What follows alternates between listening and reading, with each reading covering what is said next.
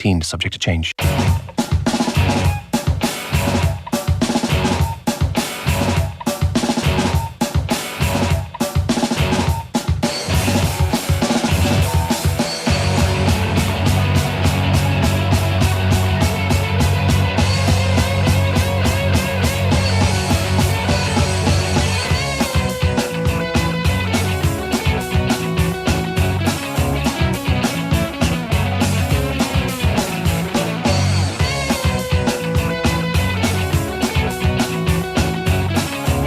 OTB AM.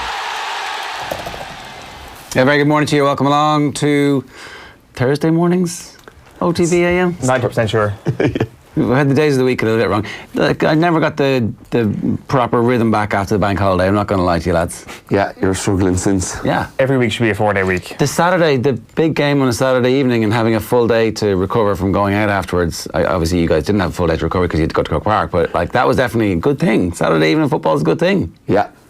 Always agreed with the old Saturday night. Should all Ireland finals all be Saturday evenings, wouldn't? So remember the hurling final replay was a Saturday evening. Was the football final replay on a Saturday evening too? Yeah. They were brilliant. Yeah. Fantastic occasions. 5 o'clock as well is the perfect time for a game. Nobody has to worry about getting off work. Now, it's always the fans who have to travel the furthest, i.e. you guys, who are cited as like, oh, jeez, you couldn't be asking them to travel all the way up from Kerry. They've got to go all the way back down. They've got to get it, you know.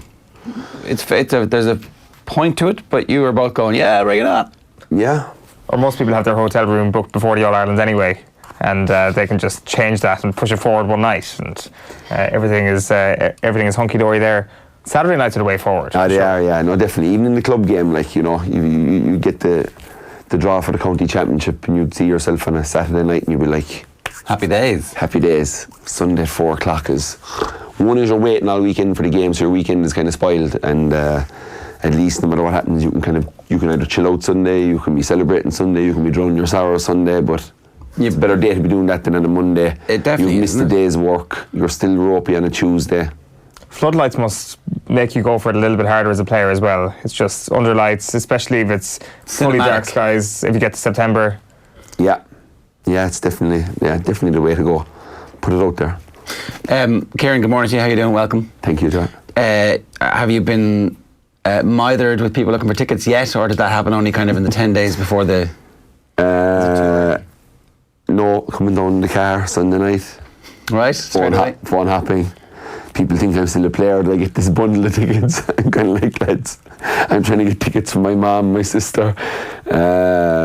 It's like with the demand that's going to be there for Dublin, a lot of your avenues are taken away because this is history for the Dubs. It's 5 in a row. Them tickets are going to be some Dubs who haven't been to any of the other 4, let alone a game this year, are suddenly coming out of the woodwork going, I got to go to this one. Yeah, and they've probably been at the last 4 as well. So a lot of the, this is normally when you're going into a final, tickets are very hard, and a Dublin-Kerry final has always been hard. And now the fact that they're going for 5 in a row has just amped it through the roof. So it's, even a few Dubs calling me. So I know they're very scarce up here, but they're going to be scarce down in Kerry as well, I can tell you. How does the conversation usually go? Is there like small talk for 4 or 5 minutes? Yeah, I know. I just kind of say, go on, get on with it.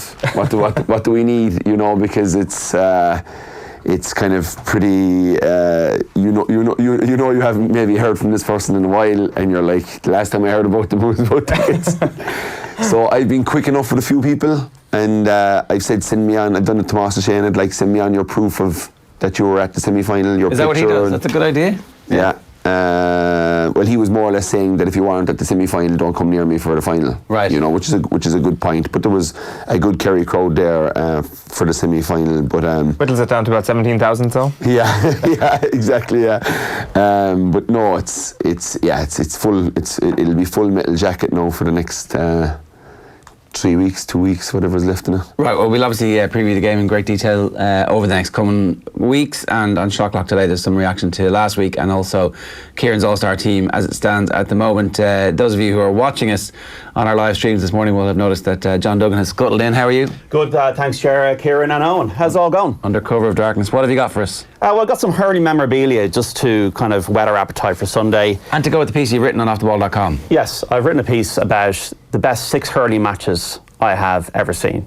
So it doesn't have to be the greatest game of all time, possibly the best 6 that I've seen. I'm saying there's at least 3 Clare games in the 6, is there? There's only 1 Clare game in the Really? 6, and it's number 5. So You've done them in order? I've done them in descending order. Guaranteed, no people are going to argue with you and start coming in with games from the 50s, and you'll be like, no lads, these are games I've seen. Exactly, I picked the best team I've ever picked. One time fellas were coming at me, this fella should be on, that fella should be on. I was like, Jesus. Yeah, well, I haven't seen Nicky Rackord, or I haven't seen Christy Ring, and I'm sorry I haven't, but I don't have a time machine. YouTube exists, John. Yeah, it does.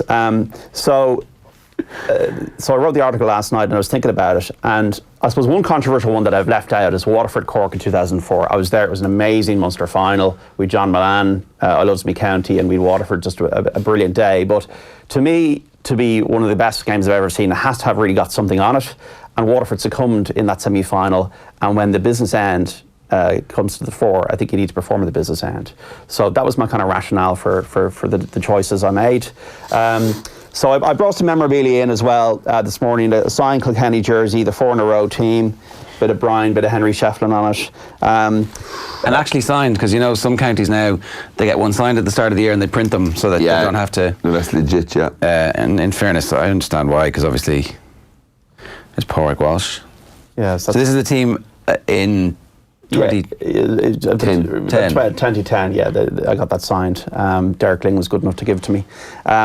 This is quite sad, actually, but I kind of wanted to bring it in because I do remember. I think this man should be remembered. The only person who ever gave me a signed hurl, and he did it out of the blue when I met him for a radio gig, was Tony Keady.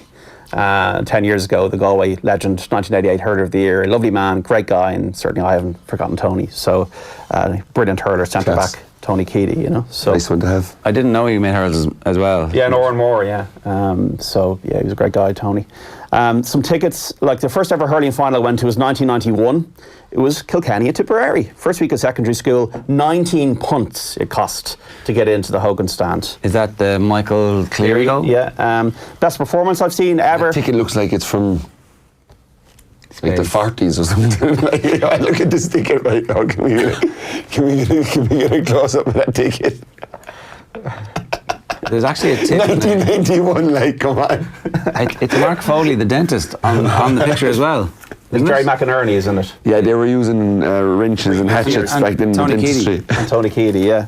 Best performance I've ever seen was Henry Shefflin in the 2012 final, the drawn game. I thought he was out of this world. Go again, sorry. Best performance I've ever seen in a hurling final, Henry Shefflin, 2012. Thought he was amazing against Galway. Almost ran the show on his own to salvage that draw for Kilkenny, although it was Joe Canning who got the equalising point. And my best ever final was Clare, obviously as a fan, 1995, 26 punts for the ticket. And I'm lucky enough to get Dalo to sign the programme a few years ago. Clare against Offaly, 1995. So that was that. And then we got some programmes that are still in reasonably good nick. The 125-year anniversary of the GA, the Kilkenny 4 in a row, the Hawkeye final of 2014, and then a couple of Clare ones. So the 6 games in descending order that I picked: Cork Offaly in the rain in 1999. That was just a game that I thought Offaly's probably last great performance at Croke Park. Brian Wheelhin was clearing the ball like the whole of Ireland depending on him. But Cork had a really nippy young team, and they scored the last 5 points in a row in the rain to win. And that's the semi-final. Cork win the final in a very unexpected fashion. Yeah, against Kilkenny once again in the rain. That was my number 6. And my number 5, Clare Tip in 1997. Sorry, you're burying the lead. The first line of John's piece on Cork, 19 points, Offaly 16 points in 1999. As a 19-year-old student, I came home from a party at 7 a.m, went to bed and woke up just in time to watch a classic between champions Offaly and Young Guns Cork. So obviously, totes emotion as well. Tired and emotional. Like, no, this is the greatest game of hurling I've ever seen. I can't tell you what I was doing the night before. I do remember what I was doing, but I can't say it here on Off the Ball. Hey! Oh, X-rated. Number 5 was... It's the cock girls up from up the country now. Clare and Tip 1997. For a Clare fan to beat Cork, Kilkenny and Tip twice in the 1 year confirmed to me that we weren't a flash in the pan, that we could beat the traditional aristocrats and sack them in their castles, which is what we did with that late Jamesy point and the Dave Fitzgerald save from John Leahy. It was the last time I really felt unbearable nerves as a supporter. So much so that when the final whistle went, my dad and I, and he's well gone now, there was just this randomer who came up to us, and there was just a complete, utter, crazy embrace with this random stranger. So it was just utter, unconfined joy and euphoria. That was a great day. Number 4, the game that got me hooked was the 1990 final, Cork and Galway. On the TV, I was watching it down in West Cork. Galway were 6 points up. They were a great team, the team of Cyril Farrell. But Cork just could come out of the nowhere at that time. Joe Cooney's first half performance was one of the greatest things you're ever going to see. I think he'd won 7 by half time and all from play, and it was just, he was like a sorcerer. And then they just completely closed him down in the second half. Yeah, and then John Fitzgibbon scored 2 goals in about 90 seconds. And that's what Cork could do. Don't know if they have it now, but back then they could just come out of nowhere and win All-Ireland. Tomas Mackay was great in that game as well, wasn't he? He was, yeah, and captain. Number 3, the 4 in a row, 2009. What I loved about Kilkenny in that era was that even if they didn't play well, even if they were maybe the second best team, which I thought Tipperary were the better team, Tipperary were ahead. PJ Ryan saved about 100 shots. Yeah. Benny Dunn got sent off, but Kilkenny could always kill you with quick goals in succession. Did it against Limerick in 07, then did it in this game. Whether it was a penalty or not, it wasn't a penalty. Henry Shefflin buried it. 90 seconds later, Comerford, back of the net. That's what Kilkenny were all about for me. That's number 3. Number 2, once again, Kilkenny, 2006. Sports legacies have to start somewhere. For Kerry, it was 1975 in Mickle, maybe Kieran. For Man United, it was the early Ferguson Dublin 1994. Kilkenny, 13 years later, are still producing that kind of work rate, hunger and intensity under Cody. Just ask Limerick. The ignition for that for me was 2006 when they ended Cork's 3 in a row ambitions. Cork have never won an All-Ireland since, and that was a young Jackie Tyrrell, Tommy Walsh, Henry Shefflin. The forwards were defenders in that game, and they beat Cork by 3 points. That's my number 2. But my number 1, I've got the programme here in mint condition. The Hawkeye final. Has there ever been a greater final or a match that I've witnessed? No. 54 scores, only 9 wides. No wides between the 44th and the 72nd minute. Really? Bubbles O'Dwyer off the scale with his stick working his points. Richie Hogan the same. And what does it all come down to of the GAA? A technological decision where the whole of 82,000 people are looking at a screen to decide who's going to win the All-Ireland, and then it's just miss, and then we're back for another. They should have shared the All-Ireland. It was that, confounding. It was dazed and confused that I was walking out of Croke Park that day. 2 trophies. I'm dazed and confused now. 2 trophies and a load of medals. Away you go, lads. Yeah, we'll do it again. All right, John, that's great. All right, guys. Have you got a lot of suggestions from people? I have, actually, yeah. A lot of people giving out about the Waterford Cork in 04, but people talking about like Offaly in 94, and that was very exciting, but was it one of the best? I don't know. I remember doing lists of the best sports events I'd been to and the best I'd seen on TV, because there's a significant difference in terms of atmosphere and environment. Sometimes you're watching with your mates, sometimes you're watching on your own. They're all Croke Park at every one of those games, and probably bigger, it's probably mostly have packed houses at them. Yeah. So that shows the additional people, right, the atmosphere and everything add to it. Anybody here? Yourself, Ger, you're a big hurling fan? I'll come back to that in 1 second. I thought that the atmosphere had a massive impact on Kerry's readiness for the battle last week. It was too like a training ground. 33,000 people in Croker, and because I remembered the conversations in between before the Mayo game, how Kerry needed to lay down a marker. I'm sure those conversations were the same, but it's like, well, am I going to start a fight here? There's no one watching. Yeah.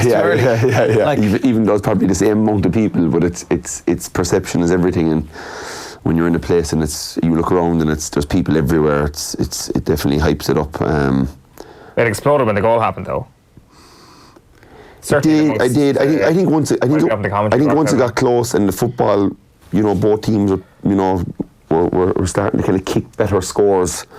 I think the first half was a lot of frees and a lot of, Kerry were poor and Tyrone weren't exactly scintillating, but they were just kind of edging away all the time. But I think there was some great scores kicked by both teams in that game, and McShane inside was brilliant in the first half, and he was probably the shining light of the half, to be quite honest with you. But in the second half, you Stephen O'Brien, Gainey, Clifford really come into it and kick great scores. The 1994 All-Ireland hurling final, Offaly against Limerick. I was comeback. I was in the Canal end. I think I was in the Canal, certainly in amongst the Limerick fans anyway, but cheering for Offaly, and they were absolutely thrilled with themselves for 60, 63, 64 minutes. And you could still get in the pitch in those days. And I remember going down to the pitch, and I think it might have been the second year, the first year of the Guinness ads and the Guinness music, and that was coming over the tannoy, and you're like, wow, I think I'm going to remember this. But that was just shellacking. It was as dominant a short period of time as the Dubs had against Mayo. Billy Dooley on the sideline just putting them over, and get it in his hand, and it's over the bar. Momentum. Yeah. John, have you seen a bad Tipperary Kilkenny game in recent history? Tip beating Kilkenny the last time they hammered them. 2016? Yeah, it wasn't a great game. It was actually a terrible game, really. There was the one when it was Lar Corbett and Tommy Walsh. They had the kind of joke about when They ran around after each other. Yeah, that was. But that has a certain level of fascination to it. I greatly enjoyed 2016. I find when these two teams go toe to toe, it's just this amazing spectacle, and you can never ever get old of this rivalry, even though it is the most common one we've seen certainly this century. Yeah, that's a good point. I can't really remember that many bad ones. Even in 2002, when Tipperary All Ireland champions, Kilkenny beat them well, and Brendan Cummins saving a lot of shots in that game. I remember. Yeah, and they didn't really meet that much. I think it was 71 to 91. They didn't meet at all. So. Yeah, I don't think Brian Cody as a player ever played against Tip in the championship. That's mad, isn't it? And the Tip lads, the current Tip team, have never played in an All-Ireland final against anybody but Kilkenny. Was one of Owen Kelly's stats from during the week. That was the hard way. Yeah, exactly. All right, we're going to read you the papers next, but first, here's why you should book here's what's coming up, actually. We'll do that first, yeah. Sports pages, 5-6 minutes ago. Ronan O'Gara is coming your way at 5 minutes past 8. We've got Shot Clock with Kieran after that. Then Daithi Regan is going to talk to us about the All-Ireland hurling final. We're going to preview the minor final as well briefly, and we've got sports news coming your way as well. So a very busy show between now and 9:30. It is 7:46 a.m. this morning. You're with us here on OTB AM. You might be listening to us on OTB Sports Radio, which you can get on the Go Loud app, or you can also get us on Alexa and Google Home just by saying play OTB Sports Radio. Right, here's why you should book your trip to the Off the Ball Open in Abu Dhabi. We'll bring you papers next. The Off the Ball Open tees off in Abu Dhabi this November 17th to 23rd. Join us with return flights from Dublin, 5 nights in a 4-star hotel, golf on 2 championship courses, Gala Awards dinner, Peter Lorry Golf Clinic, and a live Off the Ball roadshow, all for just €1,750. Kevin Kilban and Kieran Donaghy will be there too. The Off the Ball Open, Abu Dhabi this November. Book by August 18th to avail of this early bird offer at cassidytravel.ie. Deposit of €250 required. Terms and conditions apply. Yeah, get on that now, because the early bird offer was going to run out very soon, so make sure you pay your $250 deposit with Cassidy Travel, and you can secure that early bird special price. Now let's bring in the newspapers first. Where are we going? We're going to start with the Examiner this morning. Great picture of Brian Cody, relaxed and ready.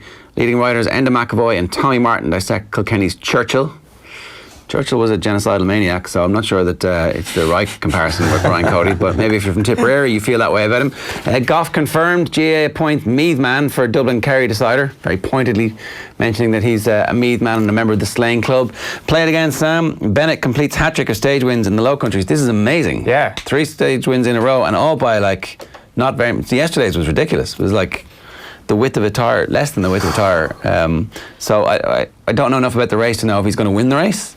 But it'll be, he must be thinking about winning the whole thing now. Well, I always say that he is the most exciting cyclist we have in Ireland. Obviously Dan Martin and Nico Roach probably have a higher profile, but just by dint of the fact that he's a sprinter, you get, as you say, these incredible finishes on these stages. Like in the Giro over the past couple of years, he's been amazing. It's only a matter of time, surely, before he gets given the opportunity to kill it at the Tour de France. So he's one to watch, and he's been brilliant in recent times, and Three in a row, isn't it? Yeah.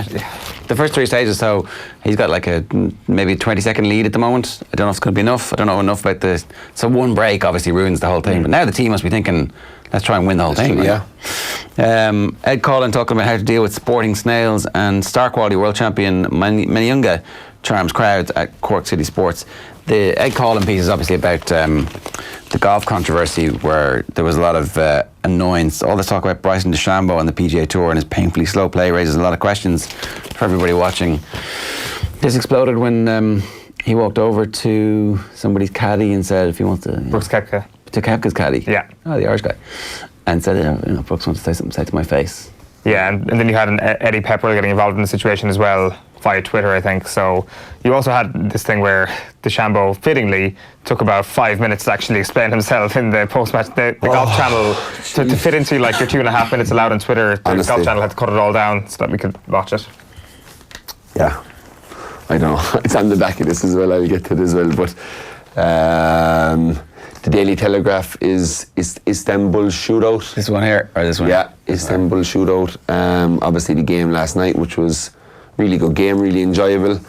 But on the back again, it's DeChambeau, the latest to dig a hole for himself after bungled apology for his slow play.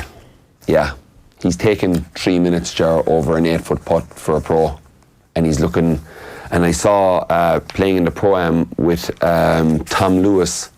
He had one of these books, and I said, "What's that?" And it was the green. It was on the full page was the green, with all these absolute tiny like V's going in different ways for what way the slopes were going, like as in you'd need glasses and a magnifying, and really, but what they'd do is they'd pace it out from the front of the green into the side of the green to where the ball is, and they'd mark it, and they'd just look at the line to the hole that they had that day, and you know, they'd say, oh, it might be a bit left to right, and then they obviously look at it.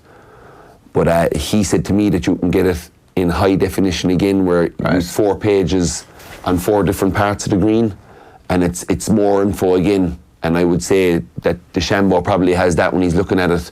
He looks at what quarter of the green the ball is in, and then starts doing whatever he's doing. But it's a joke. It really is like it's. So they have rules around time. Yeah, they don't enforce them. And just get strict with them, and that ends it. And they don't get. He's out here trying to say, oh, I'm trying to make this enjoyable for the sports fan by putting on great golf. It's not enjoyable when we're sitting at home. We can go make a cup of tea and come back by the time you still haven't taken your putt. Yeah. It's not enjoyable. No, we want to see other people play as well. We want to see you walking around the green. He's trying to make money, which is his job, right? Of course, of course. And he's trying to be successful. I get it. Yeah, but this is the definition of the dark arts. There's rules in it. It'd be like you know, us Kerry kicking around the ball 5 minutes after the whistle is blown against Tyrone. Like the game gets blown up, and that's what the people need to do in golf is just get strict with these guys, because it's killing it. Because what you have is you have local fellas in the golf club. Then the Thursday morning they want to leave the flag in, leave the flag out, walk around the green 4 times, and they're taking their putt.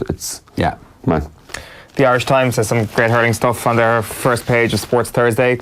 The ties that bind Kilkenny's generation game. So you've got Colin Fennelly in the main picture there, and then underneath it you've got Liam Fennelly, Michael Fennelly, Kevin Fennelly and Ger Fennelly. The Fennellys, of course, cousins of Adrian Mullen, and like Sean Moran's piece goes through the remaining family ties in this, and like the other thing that's kind of been well documented is Conor Brown and the fact that his mother is Angela Downey. So there's links everywhere and threads everywhere in this Kilkenny team.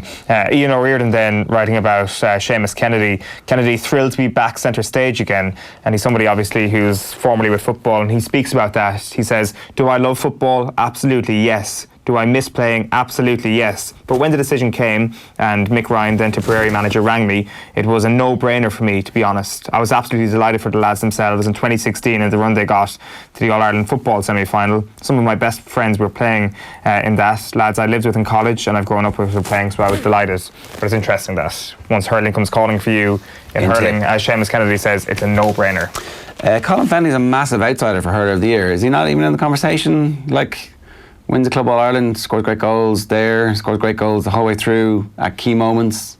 Not even in the conversation. 1-3 from play, all from play, isn't it, in the semi-final as well? Yeah, but we talked about it outside. Like, if he has a man of the match All-Ireland final, he has to be in contention. It's it's picked on the last 2 or 3 games. That's it really. What it should be, and what these All-Stars should be, is every league game, every championship game, the managers are picking their best 3 or whatever. And I'm not sure. I think that you deserved an All-Ireland when you changed the semi-final. I think that an All-Star. All-Star, sorry, yeah, and play well in the final. I think that they're the biggest games of the year, where everything comes down to it, and it's grand to do well in league games. That's important, right? But I don't think it should have any bearing on All-Stars, because ultimately, some teams are taking the league seriously. More in probably the championship, but just to kind of give it a more. It's tough on a fella that plays really well all the way through and then doesn't have a good final and misses out in the Player of the Year when he really was the best player all that year. He just didn't have a good final. But what you might I think the final is a huge bearing on what way it goes. And I know it's the biggest game. So, but you can have you can have a good game without. Like James was a good example of it, and he didn't score in the 14 final, but he was the best player to get us there. Do you know what I mean? So he didn't score, but he was out and he was industrious. But I remember afterwards going, James didn't score at all. Like that might catch him, and I was like, oh, no, I can't catch him. But the more people said it to me, I was like, you'd be getting kind of worried, but. I prefer like what you're saying, the weighting on the end of the season. Like what you might then have is a situation where like you have the NBA MVP a few years ago where Russell Westbrook is getting all his teammates around him to pad his stats to make sure he gets the triple-double for the entire season, and therefore he's named NBA MVP. I think if you went to your GA team and said, lads, I want to pat my stats to get MVP. You wouldn't get that, but like, I mean, what bearing does Russell Westbrook then have on in the playoffs in the NBA that season? I think they get knocked out in the first round by the Rockets. And yeah. It's little to none is the answer. But you're talking about patting his stats, he averaged a triple-double. Like it's unbelievable. You can't pat the stats when Don't get me wrong, but their entire season you can pat it to get 6 assists or something. But it was generated around. Yeah, I know. No. I know what you're saying. Look, they're both valid. Actually, both valid points, really. But I like the way the Australians do the All Australians. It's but that's a more, as Ger said, you're right with the league and the championships a bit all over the place. But maybe if they bring in this kind of league format or two different tiers, and there's a bigger group with more games. Yeah. Maybe they could kind of tier it that way. Everybody plays the same number of games. Yeah, you can. It's hard to weight what happens in the provincial championships as well, because different ones, because one crowd play 2 games, other crowd play 4 games. Somebody racks up 116 against, and all of a sudden it's like, oh, that guy's having a great year. Not really. Yeah, you're right. Yeah. All right, so the Irish Independent, GAA warns against ticket scam for All Ireland finals. Apparently there's a bogus company with an English address saying that you can buy a lot of corporate tickets for cash money, and the GAA are saying that's not true. Super Reds, another night of penalty delight in Istanbul for Liverpool. So Liverpool winning in Istanbul again. Obviously Istanbul is where the Champions League final will be next year, so they hope that this is a harbinger of good things to come. Schmidt may take 2 number 9s to Japan, as Cooney left out. So Ireland made their way to Portugal yesterday with 3 more players cut. Mike Haley, John Cooney and Finlay Bealham are gone from the World Cup squad, so that was interesting. I didn't expect Cooney to go. First week in September now, he's saying, in between the 2 Wales games is when he's going to finally fully announce his squad to the last minute, which seems like good, prudent management, as opposed to Eddie Jones going, yeah, these are my guys, and then 4 of them get injured next week and another 4 the week after, and he's got to go back crawling to the lads he's cut going. Yeah. So about that fight you had, I mean, I don't think it was that serious really. Was it? I mean, you're okay, Ben, aren't you? Yeah, you'll be fine. Come on, let's go. Yeah. So 2 scrum halves, like, I mean, that's an interesting one. I mean, well, we'll see. We'll see, but if that is the final case, like, I mean, it all comes down to whether or not Joey Carbery's going to be fit and when he's going to be fit and how quickly he's progressing. So if he's progressing well enough, they don't need an extra out half. It seems like it's a lot of. So Sexton's going to play the whole game, is he? Even when, so Carbery's not going to be fit for the first game, but he's probably going to be fit for the second game. But that means for the whole 87 or 90 minutes that you're on the field to play, Sexton has to play. You'd probably expect, Sexton to play that first full game, and in the second game against Japan, isn't it? That Sexton would play. Scotland, isn't it? I thought the first game was... Sorry, no, second game is Japan, sorry. Yeah, first game is Scotland, second game is Japan. So Sexton to play, 60 minutes against Japan, let Joe in and enjoy to start. The other 2 maybe. And then get Johnny in for maybe split them in the last game, that they're both ready for that, hopefully, that knockout game. We've got Ronan O'Gara coming in a minute, so we'll ask him about that. The Times London edition, Liverpool triumph on penalties. It's Sadio Mane and QPR under-18s walk off pitch and racism round. Queen's Park Rangers have called for action after revealing the club's under-18 side walked off the pitch during a friendly match in Spain last week following racial abuse by opposition players. So fair play to QPR for doing that. The Sun is European Super Cup again, all about Klopp's men last night. Another one, interesting enough, Sanchez digging heels in. Alexis Sanchez to refuse to go quietly and leave Manchester United this summer. He stalled over his Roma loan, so he's making things very awkward for Man United. You've also got Babs there saying that...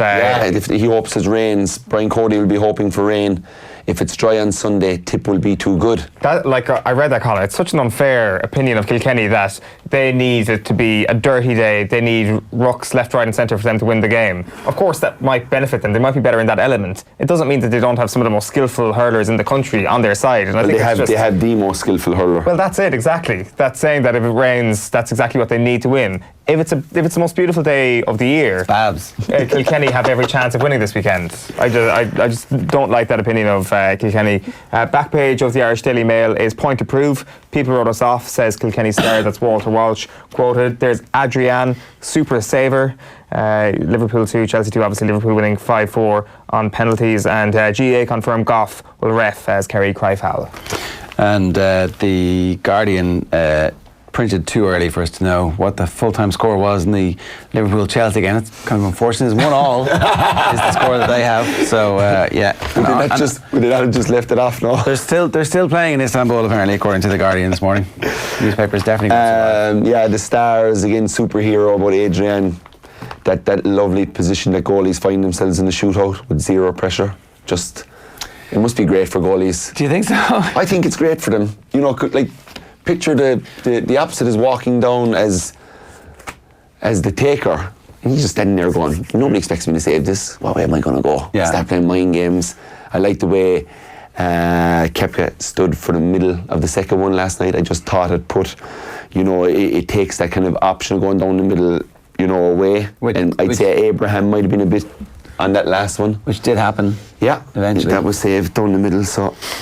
The Racing Post goes with unethical, unlawful, bloodstock bombshell. Leaked BHA report calls for action to halt activities of a small number of unscrupulous individuals who pose a real risk to the integrity and reputation of the entire industry. So it's an interesting report this morning in the Racing Post. The back page of it goes with the cricket. England 3-1 to light up Lords after washout.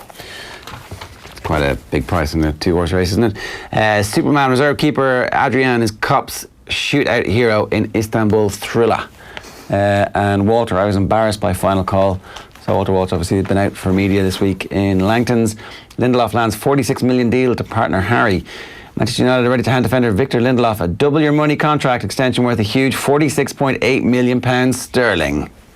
It's a lot of money, isn't it? It's not a bad few, Bob. Start off the morning. They definitely haven't just looked at what happened last Sunday and thought, yep, that's it, that's sorted.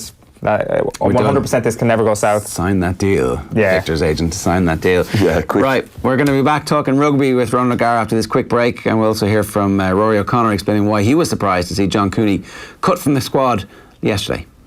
OTB AM. This is OTB Sports Radio. I hear you some wiring needs a fixing, ma'am. The name's Buzz, on account of my work. No chance. Not all cowboys ride horses. All safe electric registered electrical contractors must give you a certificate of completion that shows their work meets approved standards. Find one nearby on safeelectric.ie. How could a KBC personal loan make a difference to you? Make a difference to your... Make a difference to your... Make a difference to your... Or make a difference to your... Apply for a personal loan with KBC to find out how we can make a difference to you and your pocket. KBC, the bank of you. Lending criteria, underwriting, terms and conditions apply. KBC Bank Ireland plc is regulated by the Central Bank of Ireland. OTB AM. It was a surprise, I think, to most people. I think John Cooney's been one of those people that you assumed his versatility would be a huge bonus to him and would probably get him on the plane because he has the ability to cover both scrum half and fly half, and everyone's doing the maths on whether he'll bring 3 and 2 on either side or whether he'll bring 3 of each. And I think what this points us towards is the fact that Joey Carbery will end up being that person who covers both, even though he doesn't have the senior experience that John Cooney does. And Joe Schmidt is willing to take the same risk he took in 2015 by bringing 3 out halves and 2 scrum halves. And Cooney, despite all of the excellent work that he's done for Ulster since he went up there, becoming a leader, a clutch goal kicker, really controlling number 9, and probably maybe Luke McGrath would argue this point, but the closest thing there is to Conor Murray out there, apart from Conor Murray, it's just not where Joe Schmidt. He's not where Joe Schmidt wants him to be, and never really has been. I had a quick look through the figures, and of the 4 scrum halves, he's played the least over this World Cup cycle. You know, even though McGrath has had injuries, he's got 11, I think, and Cooney has 8 appearances. Marmion's well ahead, and I think that indicates probably that Marmion is the one who will go. And actually, Schmidt has been pretty consistent throughout and has the signs of being there all along. Yeah, so that's Roy O'Connor of the Irish Independent talking about the decision that Joe Schmidt made to cut John Cooney from the squad yesterday. He cut a couple of others as well, but I guess that was the biggest talking point. Ronan O'Gara is with us this morning. Ronan, good morning to you. How you doing? Hi, Ger. How are you? This is squeaky bum time for a lot of people who are on the bubble of the squad, and we're all obviously in the media obsessed with that. We'll talk about John Cooney in a minute, but the rest of the squad who are fairly certain that they're going to be playing an important part of the game, what are they doing at the moment to make sure that their game plan is varied and different, and they're obviously not getting distracted by the cuts?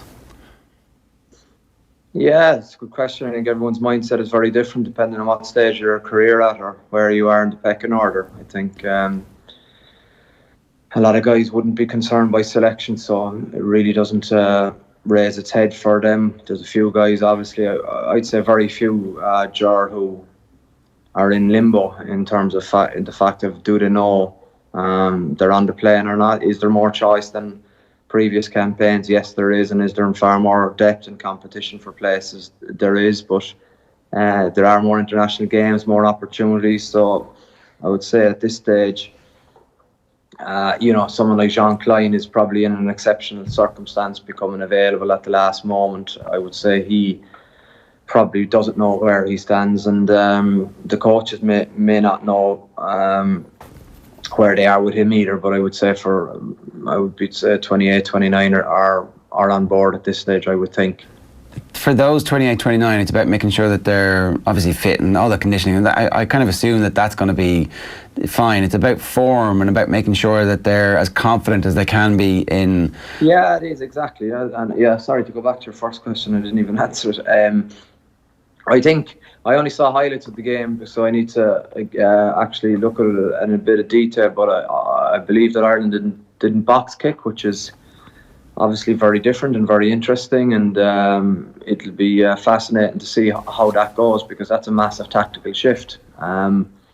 So in that regard, I think there obviously have been a lot of chats off the pitch and growing their game, and there seems to be some area that they're exploring whether it comes back in against England and Wales. We have to wait to see, but I suppose to probably go away from one of your key weapons, I would like to think it's interesting. Can we talk about that a little bit then? Because these are the games where you can try stuff out, right? There's definitely an ability to bed in to install new game plans that you would assume the box kick is there ready to be polished off for specific moments or against certain teams, and maybe when certain referees are going to referee it in a certain way as well. Yeah, that's a good point. I think it's at this stage it's in their DNA. I think they know exactly what they need to do. But as you made the point, I think they are trying other things, which, to be fair, very different, I suppose, pressure levels on them. So in that regard, they're probably looking at just keeping the ball in hand to exit in a World Cup semi-final or quarter-final, or against Scotland. I would presume that they will go to the box kick, because it is an effective way of exiting. I think it's brilliant that it splits the opinion of so many people. So many people aren't a fan of it. Other people see its value, but it always causes great debate in Irish rugby, I think. That's the thing. I mean, it's the answer when it comes to these really divisive things is often somewhere in the middle. If you are coming down the home stretch, is there a similar tactic that you would employ against New Zealand or against South Africa on this front, on the box kicking front? Is he thinking about a quarter-final here? Yeah, I would probably have, I suppose, strong views, and I think the reason you box kick is get the ball back. I wouldn't be a fan of box kicking to put the other team under pressure. I think the key requirement when you box kick is you get the ball back, and that's why you do it. Other coaches would have different philosophies in terms of kicking it to turn them or kick them to pressurise them. You go back a few years, and I think Wales were a good exponent of the fact that Mike Phillips could kick the ball 50 or 60 yards. So Stephen Jones didn't really kick a lot from from 10, they'd kind of have a line out and kind of a down and give, and his capacity, I suppose, to clear the line out and hit it 60 metres is a big asset to a team, because otherwise you have to pass it back 9 to 10 on, and it goes, that's minus 10, and if you kick it 50, you have a 40 metres gain.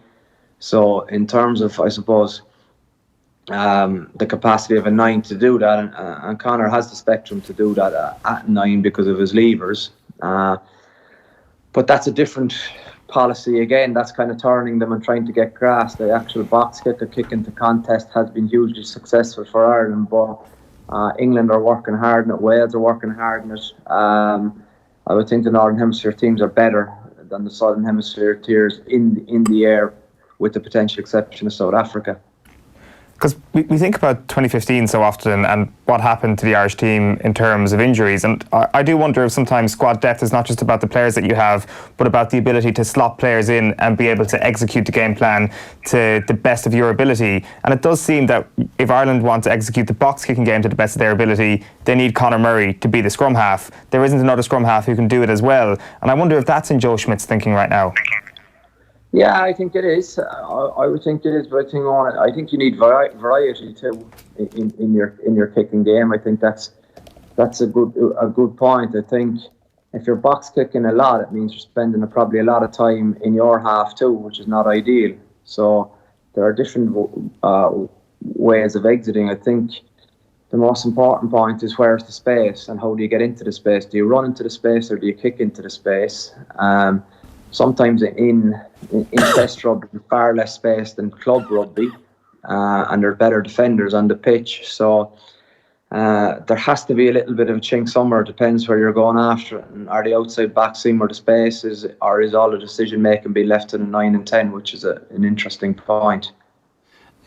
How much of a difference in terms of our style of play do you expect from Ireland by the time we reach the World Cup, and by the time we reach the big games in the World Cup, or do we expect Ireland to play exactly as we always have done, just hope that the form comes back to the way it was a year ago?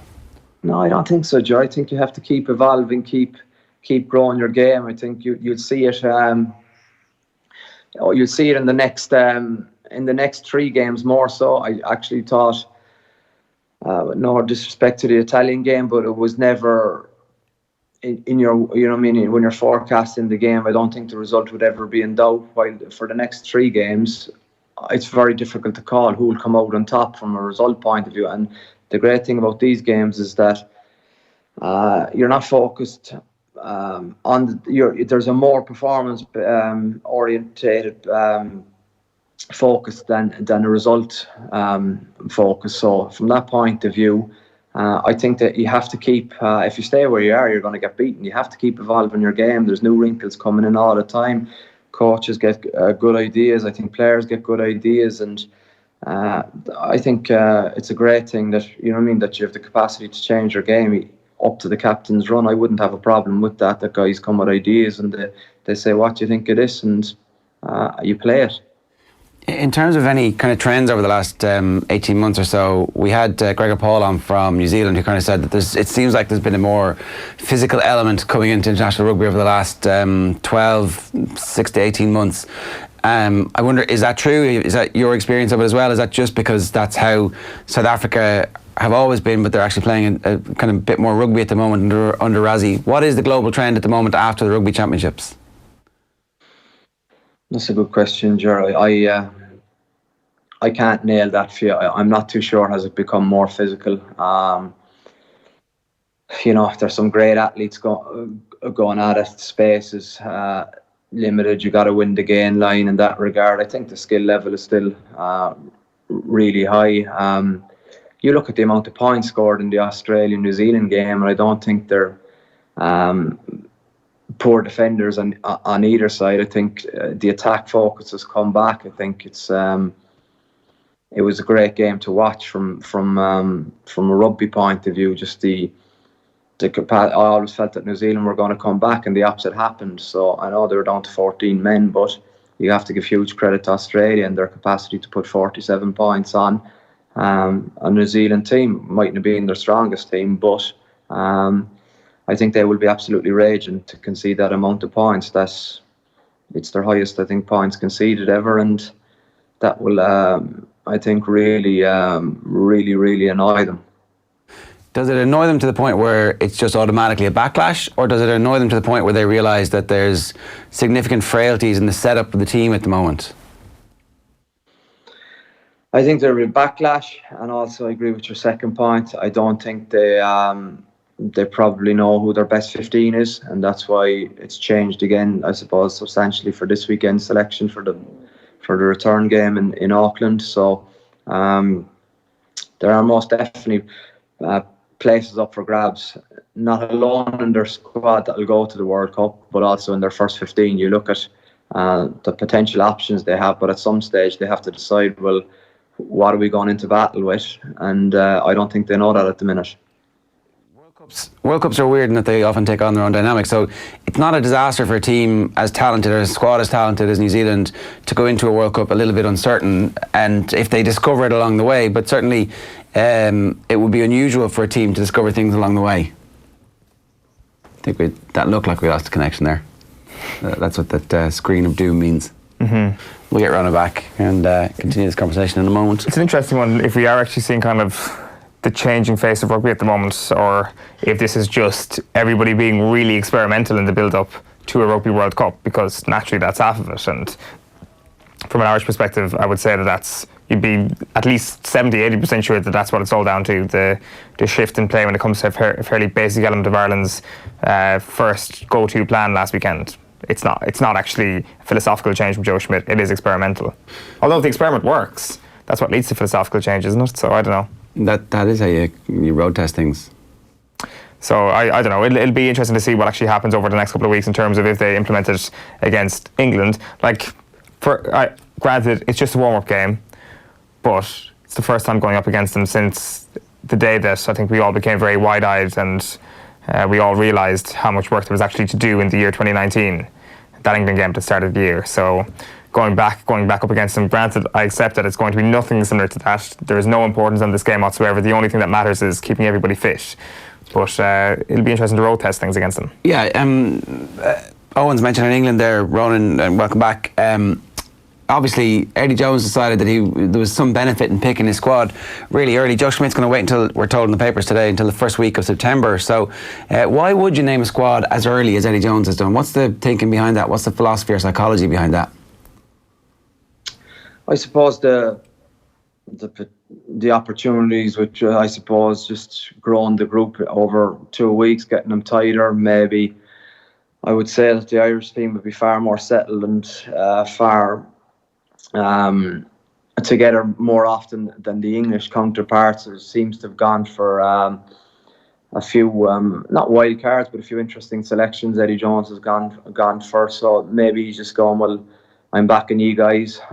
Let's have a good time in camp. Let's build this thing to the best of our ability, and let's get on with it. These are you know who's going now. There's none of this. I'm not too sure, and my mindset isn't where it needed to be. You've got a good run in, so he's probably eliminating the opportunity for excuses. Yeah, okay. That actually makes a lot of sense. In fairness, when you put it like that they haven't had that ability that the Irish setup have to whip everybody away to Carton House for long periods of time, or even just a weekend here and a weekend there, to make sure that kind of group has bonded over the last while. A couple of questions coming in. One about Joey Carbery. Obviously, he is injured, and we don't know yet how long that injury is going to be. They're saying 4 to 6 weeks, and 4 weeks is very different from 6 weeks, because that means you're fit for the start of the tournament. 6 weeks means you come back in the middle of it.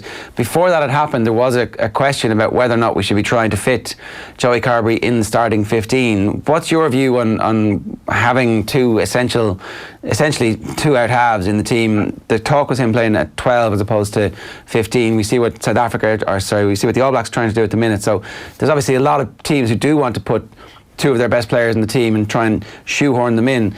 Would Joey Carbery work at 12 for Ireland? Yeah, I think he would. Yeah, I think he's just an exciting footballer. You look at that try he set up for Ireland at Scotland. Very few people in the world can do that, and I think that's him in a 7-second spurt. Obviously, power to bust through two forwards.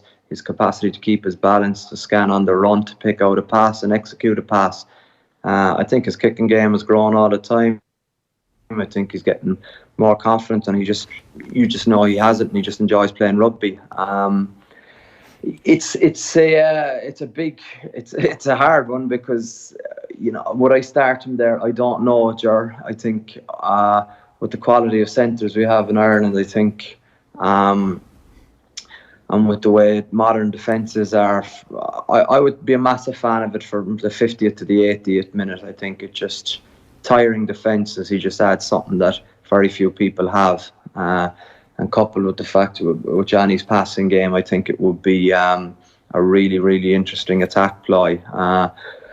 But like before that, you got to play north-south first. You can't go in with a game plan of east-west in a passing game. You got to have someone. But Joey has the capacity, I think, to play both, and to step and offload and to create opportunities for other guys. But I think so do Bundyaki, so does Ringrose, so does Henshaw, so does Chris Farrell. I think their skill set is, in my point of view, would be underappreciated by a lot of people. Is there anything that, say, if Carbery has played a fullback and Sexton at 10, is there anything that they can learn from what the All Blacks are currently doing with Mo'unga and Barrett, obviously, at fullback? They can, but it's a different mindset on. It's a different way. It's attack, all-out attack. I think you build sometimes your team from the back, and with someone like Rob Kearney there, I think when you're on the pitch with him and someone breaks through the line, there's a 9 out of 10 chance he'll make that tackle. I think that adds a lot of value to players, fellow players when they're on the pitch with him. I wouldn't underappreciate that. There's nothing worse than in a tight game and there's a one-on-one and your 15 doesn't make it. You're like, oh no, that kills the team spirit. We got to let you go, Ronan, but before we do, how's your own pre-season going? Must be wrapping up fairly soon. Yeah, it is. We play a game tonight, and we play Agen tonight in a friendly. We played Claremont last week in a friendly. They're missing a lot of players with the World Cup, and we play them Sunday week in the first game of the championship. So yeah, it's full on. It's great. It's busy, really, really busy, but it's great doing something you love every day, Ronan, there was just one last thing I wanted to ask, because the Springboks have obviously come into the ROG quite a bit over the last couple of weeks. We may or may not meet them in the quarter-final of a World Cup this year. Their attack coach, obviously, unfortunately, has had to step away from the camp this week, and some of the names you might be in the know about who some of the names may be linked to. Why did he step away? What was that? It was personal or medical reasons, unfortunately. Okay. Yeah. It wasn't anything in the camp or anything like that, but obviously Rassie Erasmus made an approach for Felix Jones last year. He rejected it, I presume, because he was happy with how things were going with Munster at the time. We don't know. It's all speculation about whether or not he might reapproach Felix Jones. I'm not sure if there's anybody in your head, or if going for Jones again from Erasmus's point of view would be a smart move. Yeah, it'd be brilliant for Felix Jones. If he had imagine the experience now of going into that squad. I think it would be an unbelievable opportunity for Felix, and hopefully he does get the call, and hopefully from a family point of view, he can leave his baby for a few months. But I think the opportunities would represent a massive chance for him. And I think himself and Rassie are obviously very close. So if he's approached him, hopefully there's another approach to him, and this time it may be different, because it could really put Felix exactly where he wants to be. Ronan, good stuff. I'm not too sure of other coaches who's available. I don't know about other attack coaches. Ronan, good stuff. Thanks a million for joining us this morning. See you, lads. Thanks. Good chat. See you, boys. Thank you. Au revoir. Shot clock coming next with Kieran Donaghy. First, though, here's Derek McGrath and how he feels about his time as a TV pundit. Initially, I actually felt a bit liberated, and then I kind of said to myself, hang on. There's been a bit of self-indulgence here. There's a bit of lingering hurt after kind of finding its way out through my thought process, and I didn't think it was probably the appropriate form or platform for it, even though the points they were making I felt, I'd feel strongly about those things in terms of the innovation or the way the game has changed, but I'd say the platform for it was incorrect, and I learned from it, I think you're being a bit harsh on yourself. The programme was 105 minutes long. This was a 5-6 minute conversation. I found it the most interesting part of the programme, if that's okay to say. At one point, Des Cahill said to you, did you ever feel you got a raw deal or your team were analysed badly? You only answered the question. Yeah. It wasn't like you say. It wasn't like Des said, "What did you make of the half-back line today?" And you said, "Des, I want to go back to 2016." Yeah. Just maybe. Yeah, listen. Maybe look. I thought the reaction was madness. Now the remnants in the British culture line for me was just too clever by half, and maybe it just kind of hung over the whole thing. Yeah. But I thought the conversation up to that point was actually a very interesting, relevant conversation to be having. Yeah. I don't know. I was surprised at the fallout. Yeah, it was interesting in that, as I said, I went to the Bowl Fungarola straight away on the Monday morning, or early Monday morning, and kind of turned off the phone. But I nearly felt initially, I said to myself, Jesus, this is going to kind of blow, like, you know, and you're not kind of insecure, and you're kind of saying to yourself, hang on, what did I say? I was actually more mad about the reaction to the college statement. More of that good stuff from Derek McGrath, available wherever you get your podcasts, especially offtheball.com. Now, it is time for this week's Shot Clock. As you can see, Kieran Donaghy is in studio. Makes it a bit awkward because you kind of have to look across the barrier here, but we're getting better at it. We're getting better at it. Yeah, we are, yeah. We've only been doing this for nearly a year now, so we should have got it nailed by now. Rules of the Shot Clock are very simple, which we ignore most weeks. We get 2 minutes to talk about topics we really like, and you can have your say as well. You can just use the hashtag OTBAM. You can see the topics on the right-hand side. Our timer is starting this week with referee talks. I'm introducing this one. This is about David Goff. Finally, yesterday, confirmed the best referee in Ireland is going to referee the biggest game in the calendar, and that's as it should be, right? This is what we should be doing. We should be getting the best referees in charge of the biggest games. Why is there even a controversy in the first place, Kieran? That's your fault, Ger. You got very excited with poor old Sheahan here on the Tuesday morning, and he wasn't even ready for it after a hard weekend in Coppers and the Boar's Head and all these places. So I think you kind of got excited. No, look, this was obviously Micheál Cork. The Examiner podcast was brought up, and Eamon gave his honest answer, which we criticise people all the time for giving, the one-word answers or dodging questions. He gave a question and he answered it, and that's his opinion. He has to be allowed that, and I think there's no problem arguing against his point and people making their own point, like lots of people have done since. But kind of turning this into kind of a Kerry mafia coming out. They've all planned it. This is a big. I think that was wrong. I think Eamon was asked the question. He gave his answer. I know Aidan O'Mahony came out afterwards, but he gave his opinion. Is it the same opinion that everybody has? Is it just coincidentally the same opinion that everybody has, that David Goff refereed that game in 2016? You guys are unhappy about that and feel like there's a lingering discontent, and that's what this is really about, as opposed to the fact that he lives and works in Dublin, because he's from Slane. Slane's a GAA club. He's connected with the Slane GAA club. He refs in Meath. He's a Meath man through and through. Yeah, no, he absolutely is, and he is, the best ref probably on form this year. But it's of course Eamon was obviously scarred by that 16 game and felt, and in Eamon's point of view, felt that them decisions could have been because he was working and living in Dublin, and it's not, and I think this has to be a very clear point.